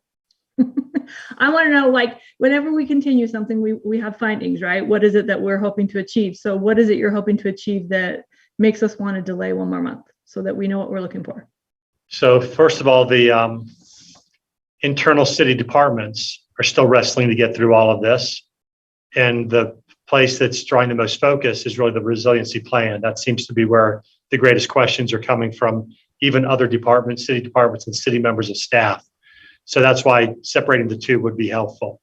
In terms of just continuing the general plan to the 8th, because you didn't get a presentation that went into any of the details of the plan, talked about any of the actual goals which drive this whole plan. This is all still at a very high level. So I guess if the Planning Commission is comfortable just moving this on at that high level, that's okay. Typically, the Planning Commission has gotten very much into nuts and bolts on these kinds of documents. And so that's why I thought you would want to spend a significant time talking about it. Again, I feel badly that we haven't brought this to you on it. I guess we have done study sessions with you on this, but it just seems like a lot of policy that we're trying to wade through. And I just want to make sure everybody's comfortable with it. And we are happy to bring this up to a future work study session or to a future public hearing. If there are areas where you do really want to get into the nuts and bolts, let us know and we'll come prepared to dive specifically into those areas with you.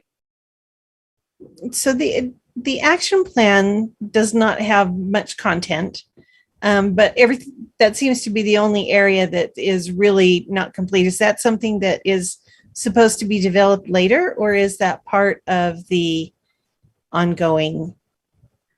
As I look at those charts where it's got a strategy cost, it just didn't seem like it was quite finished, but I don't know, maybe it is. Lori, are you referring to the 80% draft that we sent out a few weeks ago? Yes, that's the 80% draft that we got this week. The draft that you should be the completed draft. Okay. That action portion filled in. Yeah, we do some more input from directors on that, so that will continue to be refined, but it is more or less complete. Yeah. All right. The link in the staff report went to the 80%. Oh, really? Okay. Yes, because I just clicked on that one and that's where I got. That's okay. Good to know. That's updated. Thank you. Laurie, if you do the link that they sent in the email that just had links of several documents, that one takes you to the final draft, if that's helpful. Okay. I just clicked on the tiny URL in the staff report and that's where I got. You don't want me to do. Okay. That was the most complete version. We sent out on Monday some updated links and updated the staff.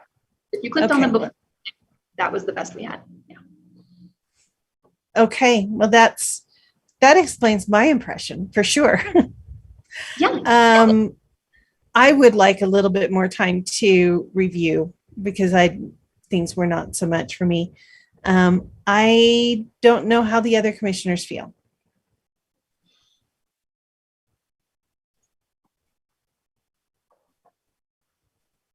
Mr. Anderson. I think if any of us feel like there's any value in spending any time on anything, this would probably be that project. I just don't see much of a need to act sooner than later on it. Likewise, and I appreciate Commissioner Jensen's comments. And before we continue something, we probably should have some reasons for it. But in this case, just by chance of maybe commissioners having more of an opportunity to get through it, and not only to provide comments, but also to maybe just take a little bit more ownership in the document and have that that sense. I think that could be helpful. Commissioner Jensen. I, just in answering that same question, if there were something I would like to discuss further, I would like to talk about the implementation matrices at the end, because I think in our work meetings and in previous meetings, we've talked a lot about the vision statements and the goals and all of those things. I feel like we've rehashed those over and over. We're all on the same page for the most part. But when we talk about goals and costs and which entities are involved, I'd like those to be more than just sugar-coated wishes. I'd like them to be something that is attainable. And so I want to make sure that what we're presenting in writing and in pictorial form is what we really could realistically accomplish in the city. So is this something to bring back to a work meeting rather than a hearing? What Mr. Pepperoni said, that the presentation we received wasn't very low level, it was high level. So if we're going to dig in, that's the part of the plan I'd like to dig into, because it's the part we haven't yet discussed. So that's just my continuance recommendation for Hannah and Robert and the crew that's working on it would be, let's talk about that. Come with your presentation that talks about that, because that's the stuff we want to make sure we understand before we send it on. That's just my opinion. With the city council, it's common practice for items to be talked about in the work session and then again in the public hearing that same day. If that helps the planning commission wade through this, we're happy to do that on the December 8th meeting. That sounds good to me. Yeah, me too. And doing that on December 8th would give us that time to continue working with directors. As we said, this is the part that needs more refinement. So then we'll be able to bring that refined version to you to have your nuts and bolts review, like we talked about. But just to make sure we're all understanding, that's just the general plan we're talking about. Okay. Yes. Dave, did you have something else you wanted to say before I cut you off? No, thank you. We have the same thought. Okay. Are we ready to hear a motion on item number 7? Where are we? Yeah, item number 7 on the general plan.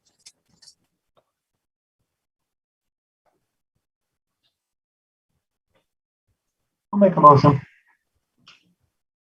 Thank you. I have the paper. I motion to continue item number 7 to the December 8th meeting? Yes. Yeah.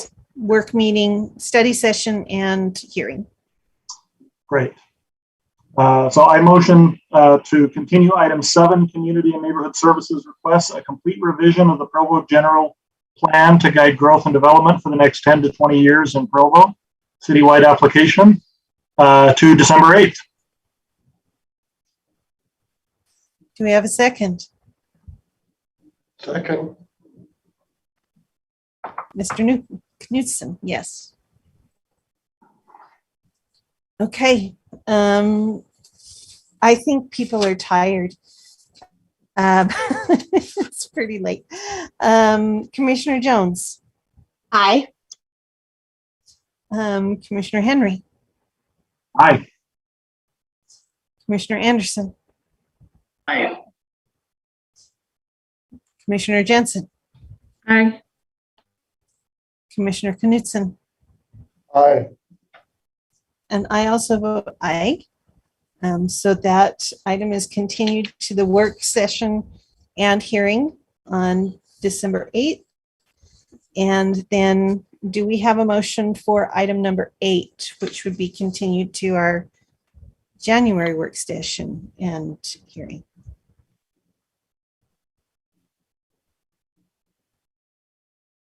I'll make a motion. Thank you. Spoiler, you already said it was going to be continued, so there's not even anything for me to announce.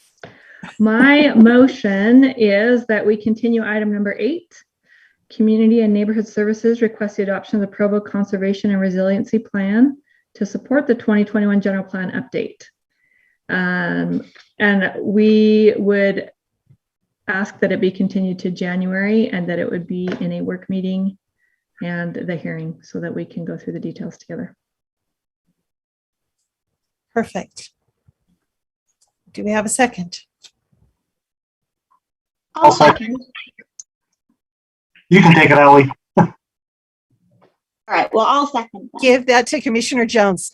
So- okay. For a vote, Commissioner Jones? Aye. Commissioner Henry? Aye. Commissioner Anderson? Sorry, aye. Commissioner Jensen? Aye. Commissioner Knudsen? Aye. And I also vote aye. Do we have any other items of business to discuss today? Mr. Mills? I just wanted to tell you all that this is my last planning commission with all of you, if you didn't know that. I have accepted an invitation to be the Development Services Director in Payson. So I won't be with you anymore, which is really sad, but just wanted to say thanks for all of these amazing opportunities to work with you and all the work that you do on the Planning Commission. We work you guys a lot, so thank you. Boo, Robert. Yeah. Motion. Thank you for your service, Robert. It's been awesome. Yeah. Okay. Well, on that sad note, do we have a motion to adjourn? Can we make a motion that Robert not accept his job? I second that one. I motion that Robert has to stay in prison forever. I move that we adjourn. Okay. All in favor? Aye. Aye. Okay. Thanks, everybody. It's been long but productive, and see you in a month. Everybody, see ya. Bye, Robert. We'll miss you. We'll miss you, Robert. Bye. See you guys.